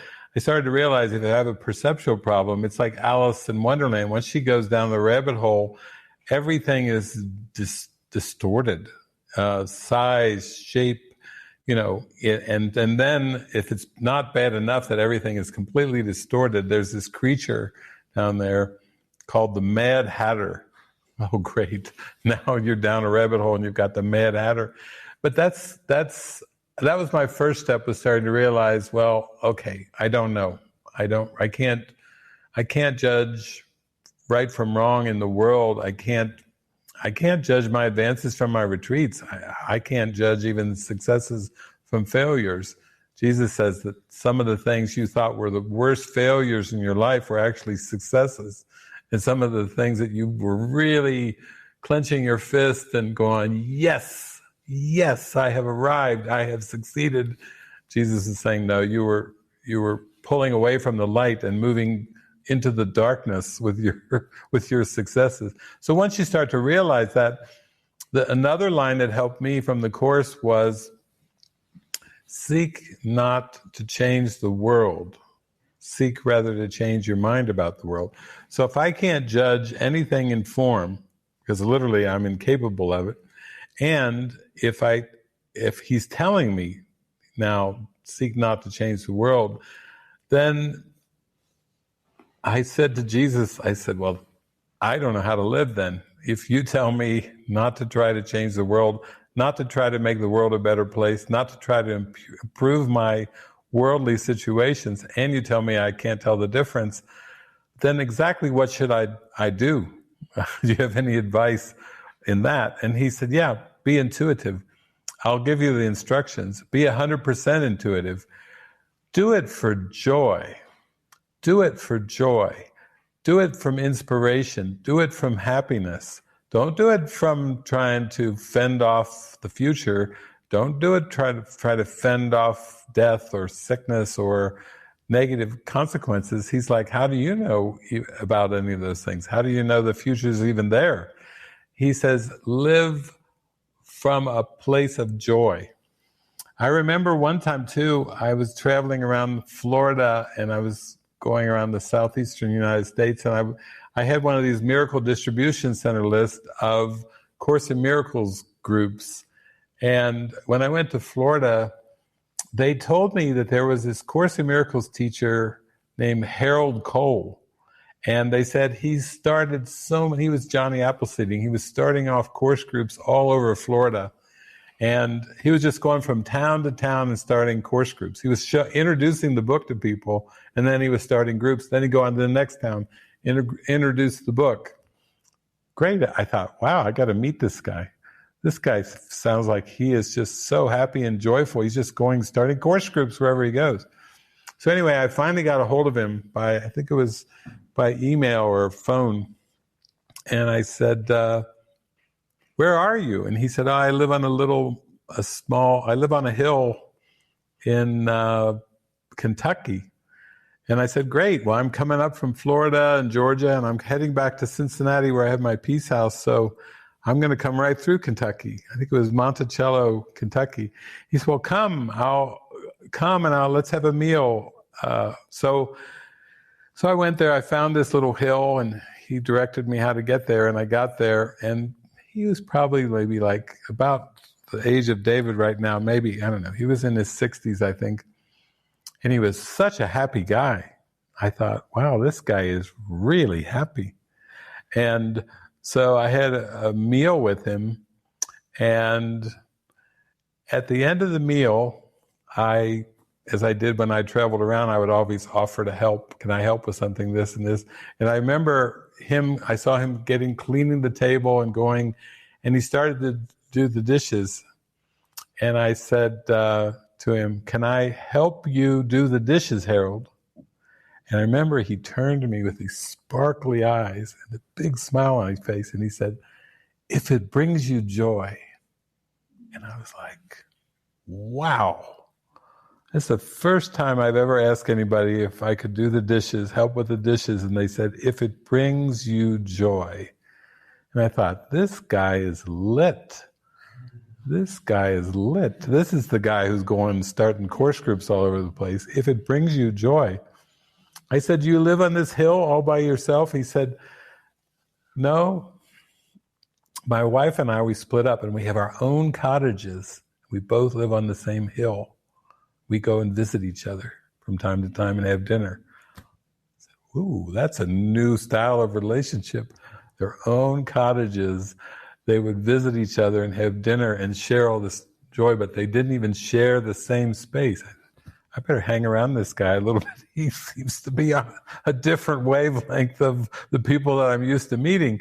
But that's what you have to keep in mind, that if you and Alan start to join in this idea where you really pray and you start to feel the joy, it takes you in a direction where you start to realize that the symbols of time and space will react to your prayer, the prayer of the heart. And that's how it went for me, even though when I first got the Course, I got so excited about it, but I had to be very discerning who I shared all my excitement with. Jesus is like, yeah, that's right. I'm in charge. I'll tell you who you can talk to. Don't try to go share this with everybody. I'll direct the miracle. And then also, I had to trust that I was letting go of my ambitions of the future, my career, my future ambition, and that Jesus would be there to light my mind up and light the world up, and he did. He lit my mind up and he lit the world up in the most amazing, miraculous ways. But that's where you're at, because when you're thinking of it in terms of like stock trades and everything, how do we even gauge a good stock trade? You follow a hunch, you follow a feeling, but you also follow some past. You do your research and your data. You get your data, and then there's a bit of past conditioning that's involved in. It's like my dad one time. My dad loved to go to the horse races. I never really was into horse racing, but he would take me to the horse races, and he would show me his system for how he would bet on the horses, and this one's a good, David, this one's a good one in the mud. As the clouds are coming, he's like, you got to put your money down on horse number 7, because They always had funny names, he runs good in the mud. But anyway, he had a whole system. And that's kind of like it is with stock trading and with a lot of finances. They say, watch, MSNBC or all the different shows that are on, and you got to follow the stocks and see which are the rising ones and which ones, you should pull your money out of. But I think the best advice is Jesus saying, seek not to change the world. I found more and more that I could just live an intuitive life based on inspiration, and that's why it's so important to have a good prayer life. Because if you're not going to rely on the past, and Jesus is definitely telling us to stop it, stop relying on the past.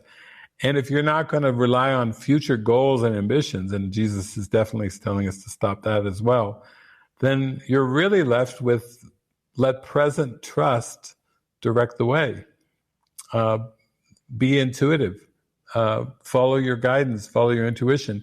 And of course, you practice with that too, because the ego is quite clever, so it will try to mess that strategy up any way that it can. But actually, the more you give yourself over to it, and you and Alan are great, mighty companions. You can remind each other about the power of prayer, and you can practice with each other. What are you feeling about this? What are you feeling? That's what we do in our community. We have lots of prayer meetings and meetings where we talk. We do a lot of communicating. And for those of you that say, how are Living Miracles going to live with total escape from the past and total complete lack of interest in the future? Watch our comedy skits and see how we do. You tell us. But we're doing it from our hearts too. We're not trying to become the next Lucille Ball and Desi Arnaz and Carol Burnett, Tim Conway. We're not trying to match any kind of standards. It's just that it's coming in as a guidance, and then we're going to have some fun with it. Yeah. Okay. Thank you, Esther.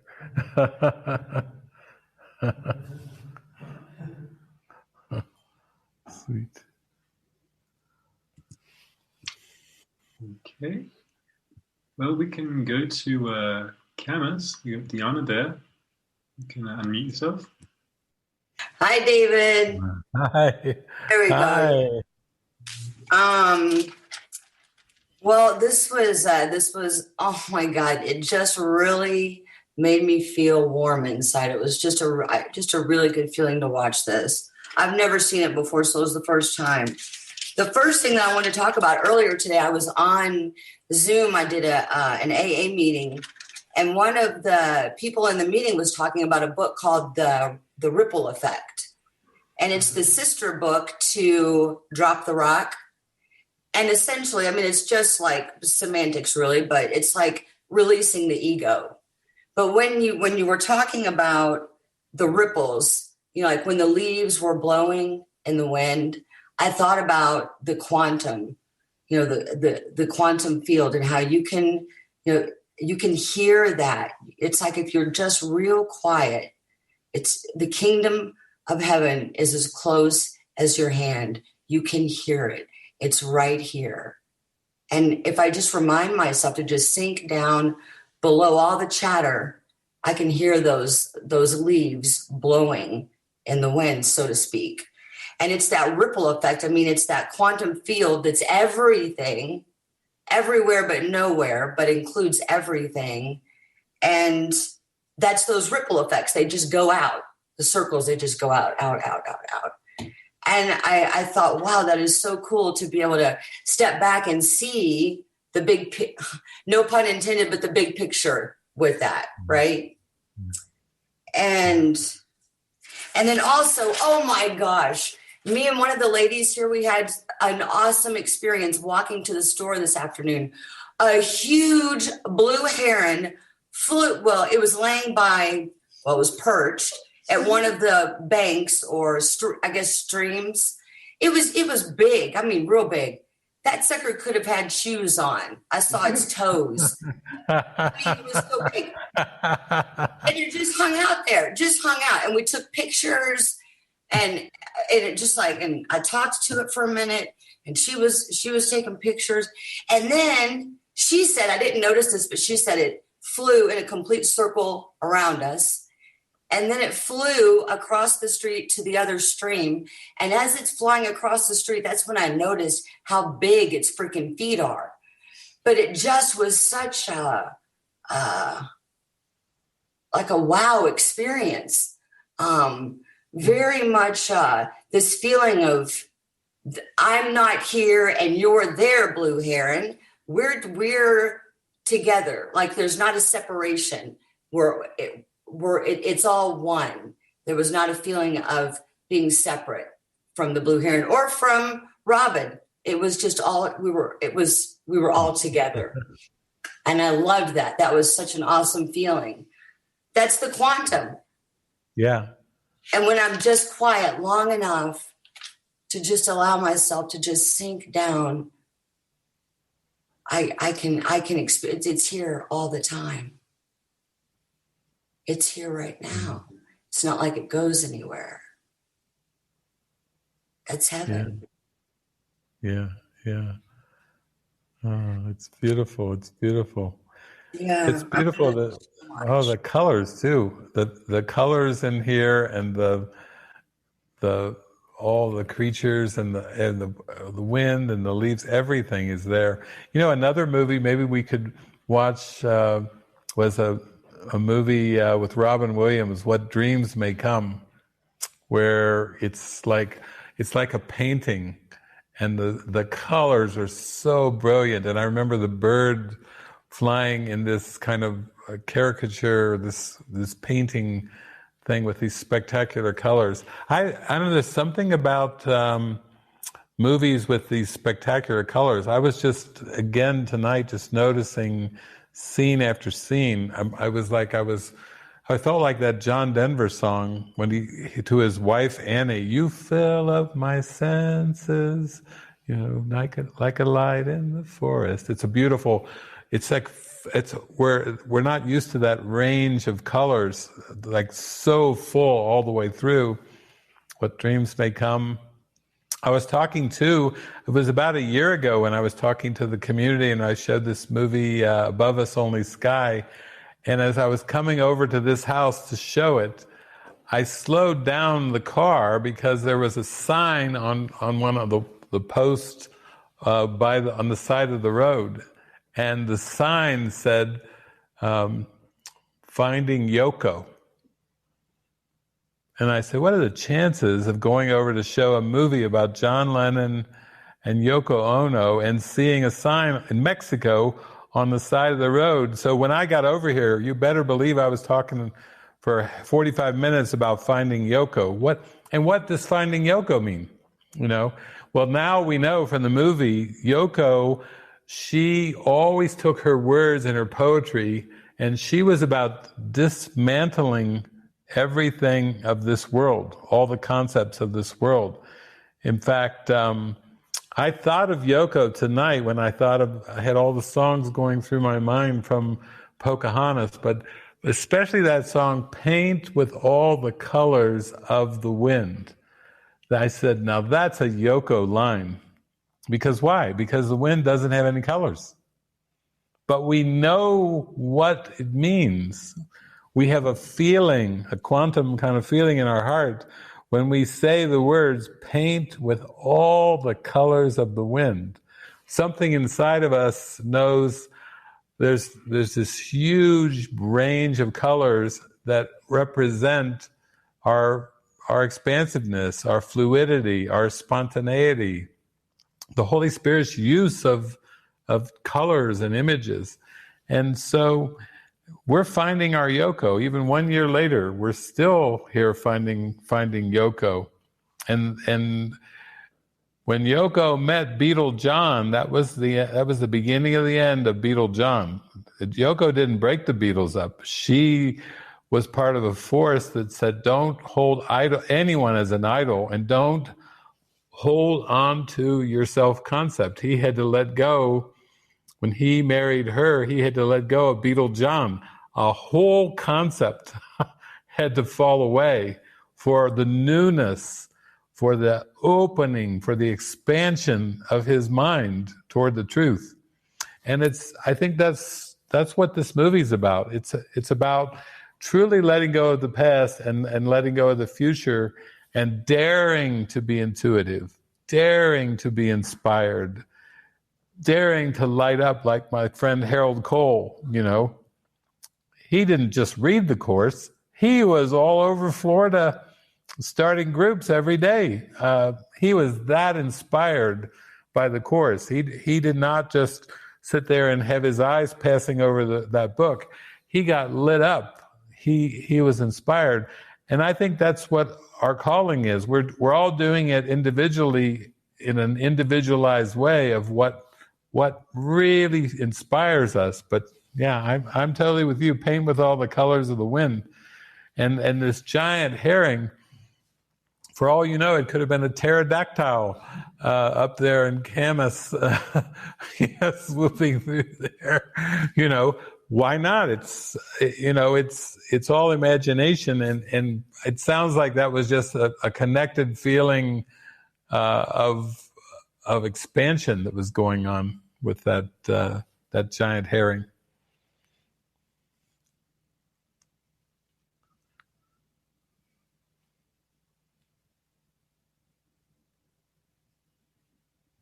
Thank you. Okay, we've got Portia and Susan Jameson lined up here for us. Thank you, Deanna. Okay, Thank you, Camus.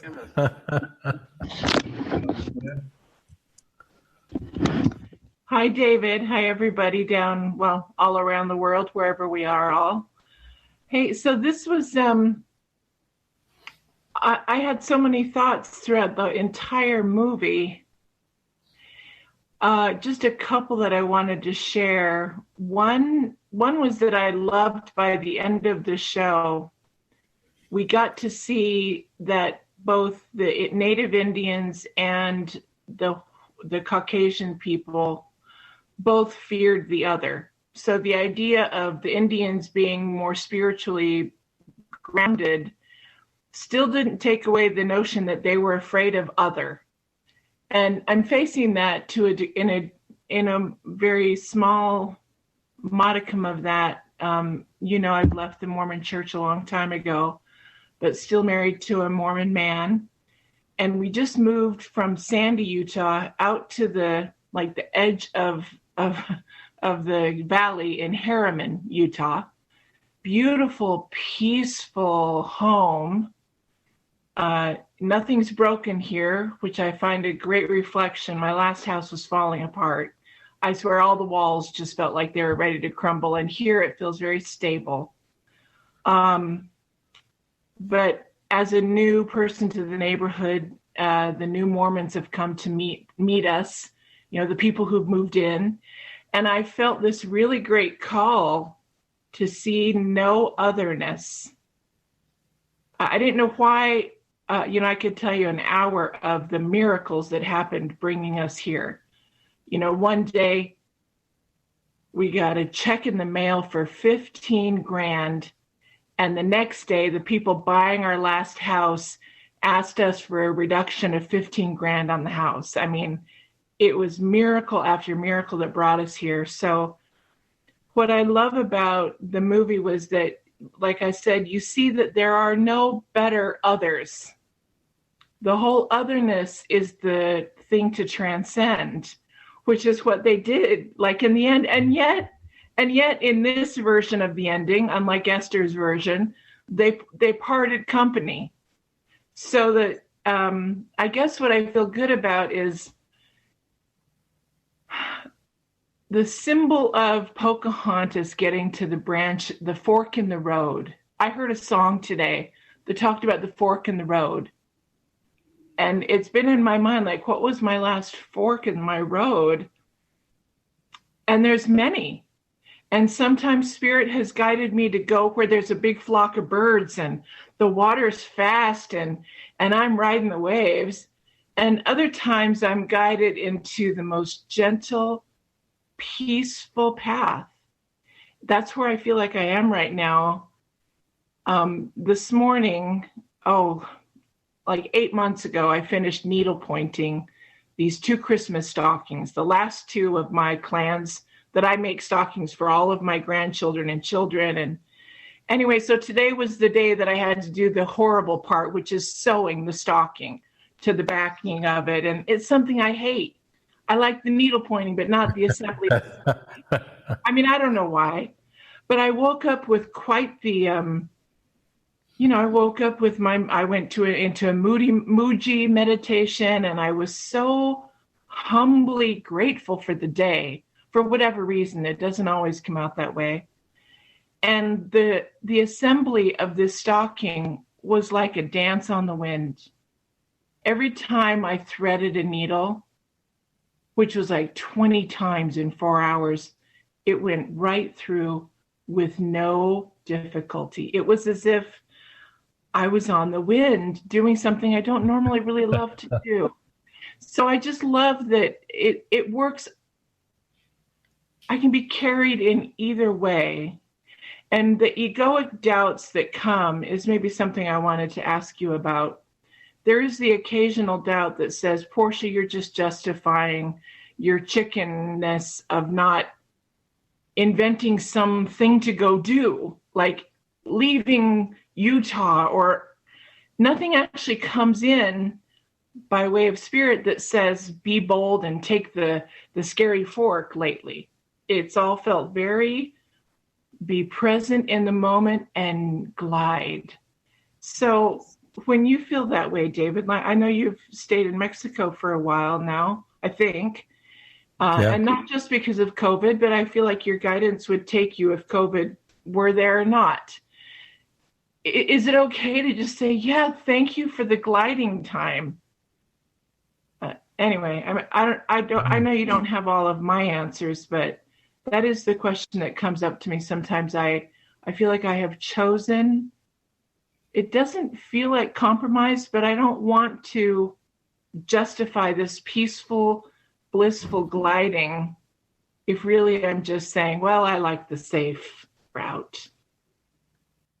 Yeah, it's truly in the perspective. So, supreme happiness, bliss, joy, when you really feel like if gliding, like you're being carried and gliding, those are all wonderful indicators of the contentment that you can feel in this state of mind.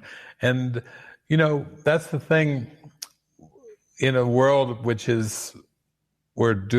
bodies were made and actions were made and a world was made to defend against the stillness of be still and know that I'm God, it comes down to the willingness to be open to this higher perspective. That's the key. Do not trust your good intentions. You cannot trust your good intentions, but you need to be willing. That says so much there. I remember too, when I was reading the course about holiness, I went, holiness. I'm interested in holiness. The holiness lessons, my holiness blesses the world. There's nothing my holiness cannot do. And lots of talk of holiness. And I was told many things in the Christian church, but they didn't really tell me I was holy a lot, I didn't go to Sunday school. You're holy, holy, holy, holy. It was very rare that they called me holy. But I was quite interested in holiness, and I did realize that the Holy Spirit taught me a lot during these last few decades about holiness. Like it's all in the depth of the prayer and in the depth of the communication. So if you're watching a Muji satsang or meditation, if you're having this blissful experience with what seemed to be the horrifying end to the stockings from your past experience, that's a good sign. If the thread's just gliding through every single needle, then that's kind of that synchronistic, blissful experience where it all flows together. I remember too, I had a woman one time who came to me. I love telling this parable. She came to me and she said, I thought, after I did the course, I thought, I'm so grateful for everything. I just am oozing with gratitude every day. And she said, except for one thing. She said, I did say to the Holy Spirit, my relationship with my husband is not exactly as joyful as everything else. I'm not as grateful as I'd like to be. And so I said, well, what did you do? She said, well, I prayed for a holy relationship with my husband. And then I said, well, what happened next? She said, from the day I prayed for a holy relationship with my husband, his health went down dramatically over the next month. From the first day I prayed for a holy relationship with my husband, his health started declining. And I said, then what happened? She said, he died. And I said, okay. So you prayed for the holy relationship. From that day you prayed, his health went down. In 30 days, he was dead. Yeah. So I said, well, then what did you do? She said, well, I thought, where am I going to live now? So I have to go back to live with my mother. So she goes to her mother takes her in, her husband's died. And then she goes in and she's with her mother, and her mother's dog doesn't like her. Her mother's dog is just growling at her, growling. And so she said this went on for the first couple of weeks at her mother's house. And finally I said, well, what did you do? And she said, I had to pray for a holy relationship with the dog. So I tell this parable as I go around to course groups, and every time I tell the parable, the course students always go, she killed the damn dog too. As if praying for a holy relationship. They think she killed off the husband, and now and anyway, I said, well, what happened then? She said, the dog just got to be the kindest, sweetest dog after that. And my mother got mad at me. She said, what did you do to my dog? But the point of it is, the holiness is not related to what you do or don't do or to the appearances. It showed me, because then I said, tell me more about this thing. What went on as your husband was going down in health? What went on there so I can know exactly what went on? She said, well, she had been like a nurse, and she had all these, like nurse and hospice. She said she nurtured and loved her husband like she had never loved her husband ever in their whole relationship. She nurtured and loved him and used all of her nursing skills to shower this man with love. I said, how was the communication? She said, we talked about things like we never did before. We talked about what was on our heart. We poured our hearts out to each other. There was no small talk, no chatter. You see how I probe, beyond just the health went down and he died. You see, I like to give me the full picture here. Oh, so you felt like your heart opened up. Yes. You felt like you nurtured this man like you had never nurtured him in your life before. Yes. You used all your skills for your husband instead of just in hospitals. Yes. And the communication was deeper than ever. You see, this is how it works. What do you think the first lesson is? Nothing I see means anything. The Holy Spirit doesn't see the world the way humans do. The Holy Spirit doesn't even know what organic life means. He can't, because he knows God is life. It's just a bunch of images, like these swirling ripples and these leaves blowing around, these beautiful, colorful leaves. They're just symbols that are helping the mind that has a perceptual problem come to see the bigger picture, to see the whole picture. And what seems to be judged by the ego as going down or bad outcomes, and what seems to be judged by the ego as good outcomes, like we were talking about with Esther, the stocks and the stock trades. Good stock trades are supposed to go up. Bad stock trades are supposed to go down.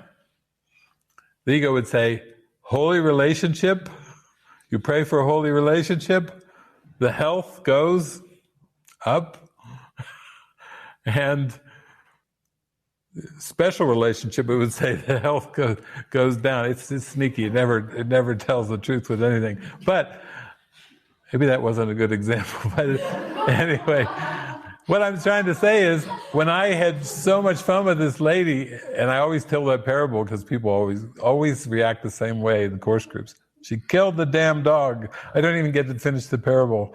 She killed off the dog too. No, she did not. But the fun part is, it's the content is how you feel. And that's how you can tell you're moving into holiness. The ease, the relaxation, the laughter, the joy, holiness. That's what the characteristics of holiness are. And also letting go of attempting to judge the form. Because, the more we go on in this journey, the more we realize we are incapable.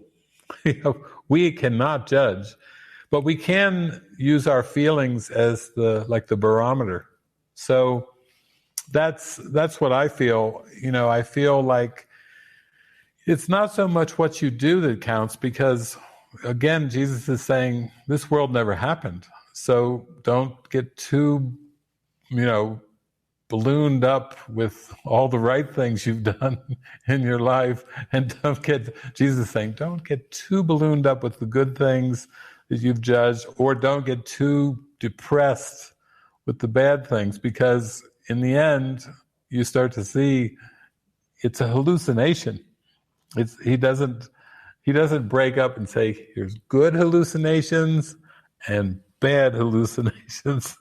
He's saying, they're hallucinations, but that's why you can be free of them, because they weren't created. So it takes you into a lighter state of mind, and it loosens you up. So I think it's a good sign. It sounds like you had a great day. You had a beautiful day.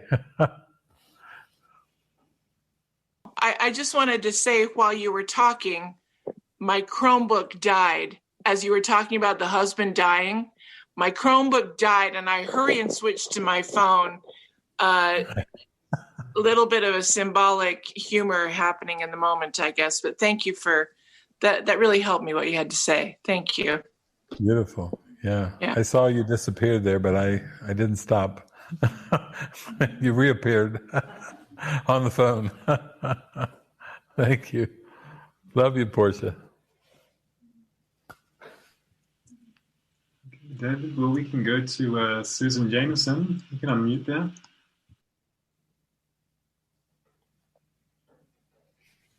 There we go.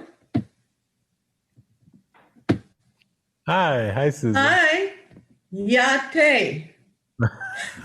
Yate. I know Greg knows. I think I said Yate to him when I first landed in Utah. But that's greetings, hello, shalom in Navajo. Yes, Wingape. I like how she does Wingape. Wingape, yeah. So there it is. Look, it's all there. I got the sound right. Hers is much more elegant. It's all been said. But I had to come on because I've never seen this movie. And I think it was made in 95. I looked it up. It's so beautiful. But I never honestly had an interest in Native American spirituality. And then our Father in heaven, really, he surprised me. It's like sometimes what appears to be my life is like a comedy skit one after another, because I was taken by the nape of my neck, out of New York and put on the floor of a teepee for years. So I did 100 or more all-night Native American church meetings and produced 12 big powwows. And when I say I didn't see it coming, no, I had no interest. So somehow in my script, it was part of the unwinding, the undoing, the not knowing, the present trust, letting that direct the way. Because suddenly I'm in a teepee and I'm being asked to bring in the water when there isn't a Native American elder to do it. Because I like talking to God and I would just talk to, the Creator. And I just love to do that. But what a trip. Yeah. And I think like Portia just said, for hours, I could share with you various seeming miracles that I had absolutely no idea or control. That, places that we moved, suddenly there was a church that wouldn't open. A little church wouldn't open unless some ceremony was done for the Saint Tekakwitha. And then we show up there. Or we show up in Stockbridge and the Shrine of Divine Mercy wants a powwow there because the head father, the Marian father, did his dissertation in Native American powwow. You can't make this up. So, I would just, actually sometimes have the course with me in my bag and open it before going in the teepee and saying, okay, because there's no way you could know. Yeah. So it was beautiful experiences. And when you mentioned the atonement, and I love the definition that you've given again, there were times, I was crying, I had my tissues watching this movie. I cry every week. But sitting in front of the fire with maybe 50 people there, and it's holy. On one hand, none of it's to be taken seriously. On the other, it's really sacred. And the belief is that, the Holy Spirit is coming through. You talk to the Father, Creator, and it goes up through the teepee to speaking about, the illusion of time. Natives certainly have their own Indian time. And I experienced some of that. Like having a medicine man like Ray Slowman lead the meeting. And, it's midnight. We're like, isn't this over yet? And his name was literally Slowman. So it's like, we're there all night, and it is all night, but it felt like it was weeks. But real quick, what I was going to say is, sometimes sitting in front of the fire, what natives do, and I'll have to say, forgive me if there's a native online here, because there could be, and that's what we'd always say, is forgive me for saying anything disrespectful, at any time. But I would always do my best to either be silent, before you talk for like an hour, or in my own little way, accept the atonement for myself and ask Creator to forgive us, because I had to include everyone for believing that we were separate, because we know the separation never happened. It was so powerful. So much of it was so powerful and also so funny. So anyway, I didn't know what I was going to say now. I just really wanted to say thank you so much. Yeah, so many beautiful experiences with Native America, and didn't see it coming. And then was happy to let it go, Yeah. But what a beautiful film. Because the symbology there's so much there. Everything, whether it's a teepee or a sweat lodge or a powwow, everything means something, Yeah. So anyway, thank you It's so beautiful. much. Yeah. Thank you, Susan. Yeah, I'm glad. I love when people see a movie like this for the first time, and especially with all the Native American experiences you've had. like without searching for them, they just kind of all just came to you. And yeah, I like that Agape. I was paying attention to that tonight as the greeting, and then I noticed that the goodbye was Anna. And I one time was in a pizza parlor in Sweden, in rural Sweden, and the guy did not seem to like me. And it was so funny when he was talking to me, and he was kind of like, go ahead and order and everything. I don't know what he thought I was, an American or whatever it was. But anyway, I ended up having the biggest holy encounter with him over the pizza. And then finally, it went from him hating me when I was ordering the pizza to he fell in love with me by the time I was finishing the pizza. And I did say to him, I said,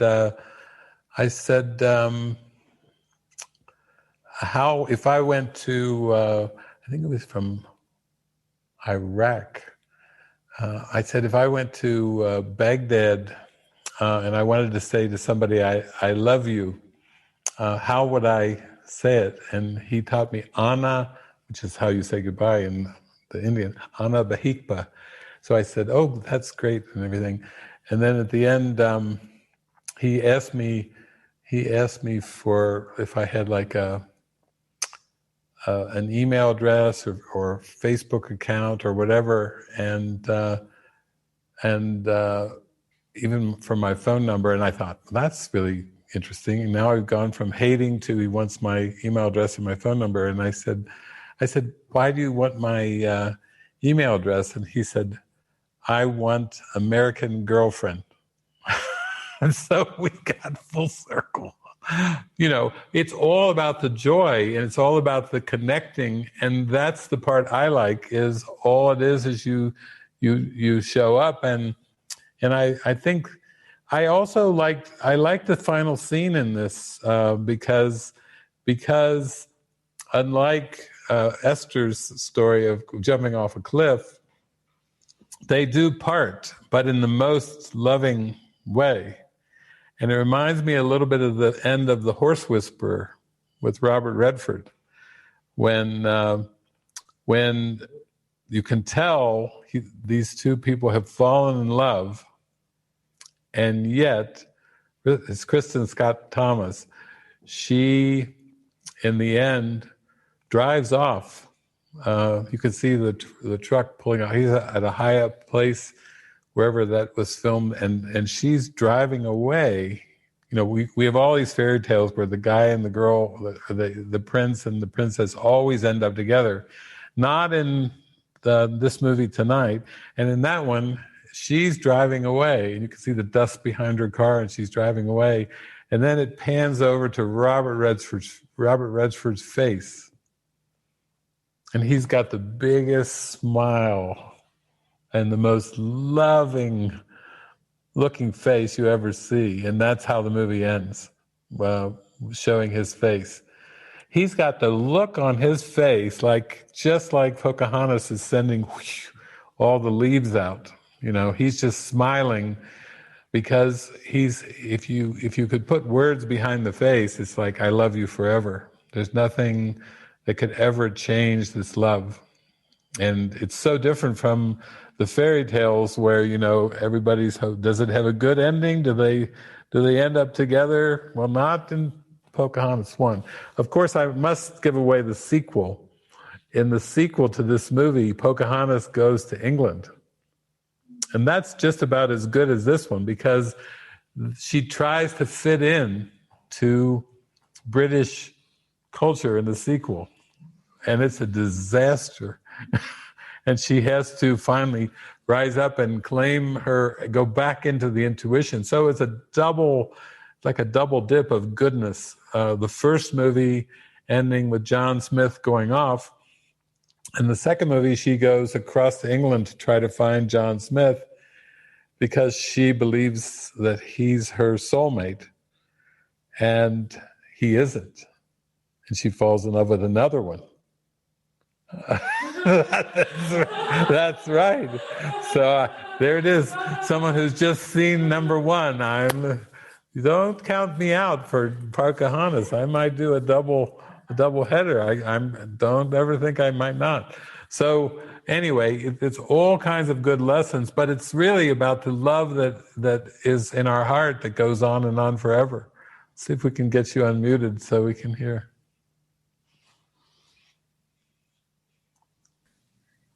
Thank you so much. I just wanted to share one more thing, because in many of the teepee ceremonies, we'd have medicine people who opened the door to everyone. So the love, like it didn't matter where you came from. Like here, you could be from anywhere in the world, any culture, and certain medicine people were okay with that. So it just felt like the universe and beyond was being healed, in these circle ceremonies. That were just, so loving. And then I just have to say, David, when I first saw you online, probably 3 years ago, I thought, boy, they would love you in the teepee. They would love you because you're happy, and we would be sitting there smiling from ear to ear because there's music and just, so much happiness, and the swirling of the smoke, and, it's just fun. Well, I could go on and on, so another time, but yeah, thank you. I look forward to the sequel. Yeah. Thank you. Yeah. Thank you, Susan. Co-living Mexico. Oh, we're on. Hi. Hi. Hi, David. Yeah, I haven't seen the movie before. It was my first time, but this movie fits completely in the whole day today. It was really our experience, our both experience, and including others also, because we came in a flow. It was unbelievable what happens here. And we had so much joy and fun with not thinking about the future. And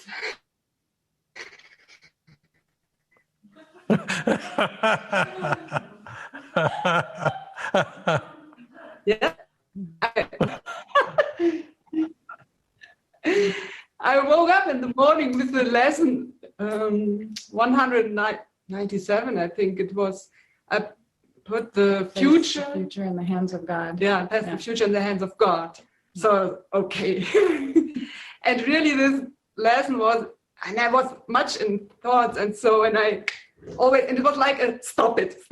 This lesson was today like, stop it, every time. And every time I stopped, it was good. And it was, I wanted to have a rest, and I thought about, I laid on my bed, and I thought about I saw a hummingbird, and then I thought about that Jessica told me there is a hummingbird feeder. Hummingbird feeder. Yeah. We could hang it on my balcony. Yeah.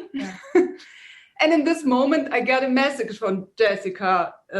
She has a surprise for me. And some seconds later, she was in my door, and she brought this thing filled up with feeder, and we hanged it up. But it was like all happened so quickly. And then what was it?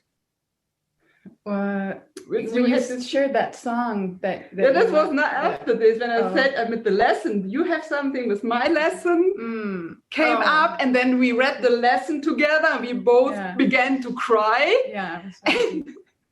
And then I had in my mind this song, I Celebrate My Love for You, because it's like for me a Holy Spirit song, and she didn't know it, and I looked up and we began to sing it, and we're sitting outside and we sang this song together, and then and then Erica and Carmen were down in the grass, and they heard us singing, and they said, sing it to us, sing the song to us. And so we were laughing, and so we were singing on the balcony. On the balcony, just serenading them. And then they came up and joined us, and we all sang songs together, including what was it? The Colors of the Wind. Yeah, we sang. That was one of the songs we spontaneously sang. That song's Yeah. been popular today. That's great. Yeah. So, and it was just very heart opening, and we all came together. I'm very inspired about also sharing for the end of the end of the year week-long retreat and starting to practice our songs. Yeah. For that. Yeah. And So it was a beautiful heart opening experience and miracle. Yeah, So, the whole day. So Oh, amazing. Yeah. You're both Yeah. testimony to the productivity of the present moment. You are like poster children for the present moment. Happy-go-lucky and singing, and you think of a hummingbird feeder, and Jessica brings it up at the door, and it's just showing you like how it's involuntary, like that's what the miracle is. And it's a good symbol. Here comes our cat out when I mentioned it. And so it's such a good symbol, even when we're talking about these skits, we're just talking about doing this, and we're saying getting co-living involved in it, and camas, and so it just keeps growing and growing and growing, but it's under the Spirit's control and guidance, and we can just like ride like a twig on the river without trying to figure it out or plan it. So thank you. That says it all right there. Oh, here comes our Thank you. Thank you. yeah, thank you. We wanted to share this. Thank you. Thank you.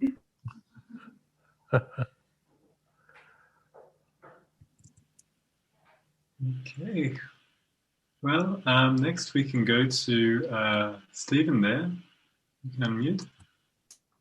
Hey, thank you. Hey, David. Hi, Stephen. Boy, we were just right mind meld there, because my thoughts about that last scene just caught me in a nice way of how the ego always wants the forms to the outcome, to have the happy ending there with the forms coming together, and then they didn't play it out that way, and then that beautiful gesture that she gave, it reminded me like aloha. It's coming or going. And you gave a talk recently on Salvator Mundi, the releasing of the world, forgiving the world, and how her gesture reminded me of farewell. No longer strangers here, and it's what a beautiful movement that was, of that whoosh and spirit, just kind of releasing the forms, but the content was so powerful. So I just loved that, and again, just however we want to do it, whoop-de-doo or wowdy-wowdy or Salvator Mundi, it's like I got to renounce the world. I got to release all the nouns. And that's the challenging thing, is just to pick up the reflections of the content, and then that opens up like a teepee. And I love Susan talking about the teepee, and it's like an inverted funnel. It's the pulling all the differences together into the sameness, and getting that vertical hit off the crack pipe of awareness. So bring me the crack pipe of awareness. I'll smoke that. But you mentioned, and I love it, the scene that at the end of it, I'm with you always. I will always be with you. And what an echo that is. I'm always with you. I'm never not with you. I am you. And that's just, it was gorgeous for me. David, you brought up Annie's song by John Denver. I love that song. I was traveling from the desert in Phoenix, driving up to the mountains in Colorado, and I've just always seen these journeys as a symbolic transition of just going from one state of mind to another, from the desert physically up into the mountains. So to me, it's just this one big journey of symbolism. And one day I'm driving up and Annie's song came on, and it just pulled through me, and it was so beautiful. And I want to read the lyrics because they're just exquisite. And with this kind of a movie where you have all that swirl of nature and that content, and you hit a couple of lines, and I thought, yeah, there's that song. But it's, you fill up my senses like a night in the forest, like the mountains in springtime, like a walk in the rain, like a storm in the desert, like a sleepy blue ocean. You fill up my senses. Come, fill me again. Come, let me love you. Let me give my life to you. Let me drown in your laughter. Let me die in your arms. Let me lay down beside you. Let me always be with you. Come, let me love you. Come, love me again. And it's like, wow, there we go. It's however we want to release that form, and just embrace the holiness. And I love all the symbols in this movie and the colors, and boy, it takes me into some wonderful places. That thank you. That was a surprise. But you know what? I was reading a poem today that had the word savage in it, and it was unbind this savage heart in a way of like untie all these proprieties that would bind my wild and free. I read savage as wild and free heart. Let go of all this propriety nonsense of forms. Interesting how that popped up here. And all the out of pattern experience that you were talking about. I just had that conversation today with my mom, who's 84, in assisted living center in Dallas. And we talk, and man, we just get into the best conversations. And I was sharing with her today this whole idea of the patterns of time, because she's forgetting what day it is or what time it is or what she's supposed to be doing. And I said, that's okay. We can just let all that stuff go. I said, that's a blessing. The world might not treat it like a blessing, but it actually is a blessing. And you can get out of that pattern and let the Holy Spirit have its way with you, and let it maul you like a tiger or like a lion, like Hafez says. So anyway, thank you. That was wonderful. Thank you, Stephen. Thank you.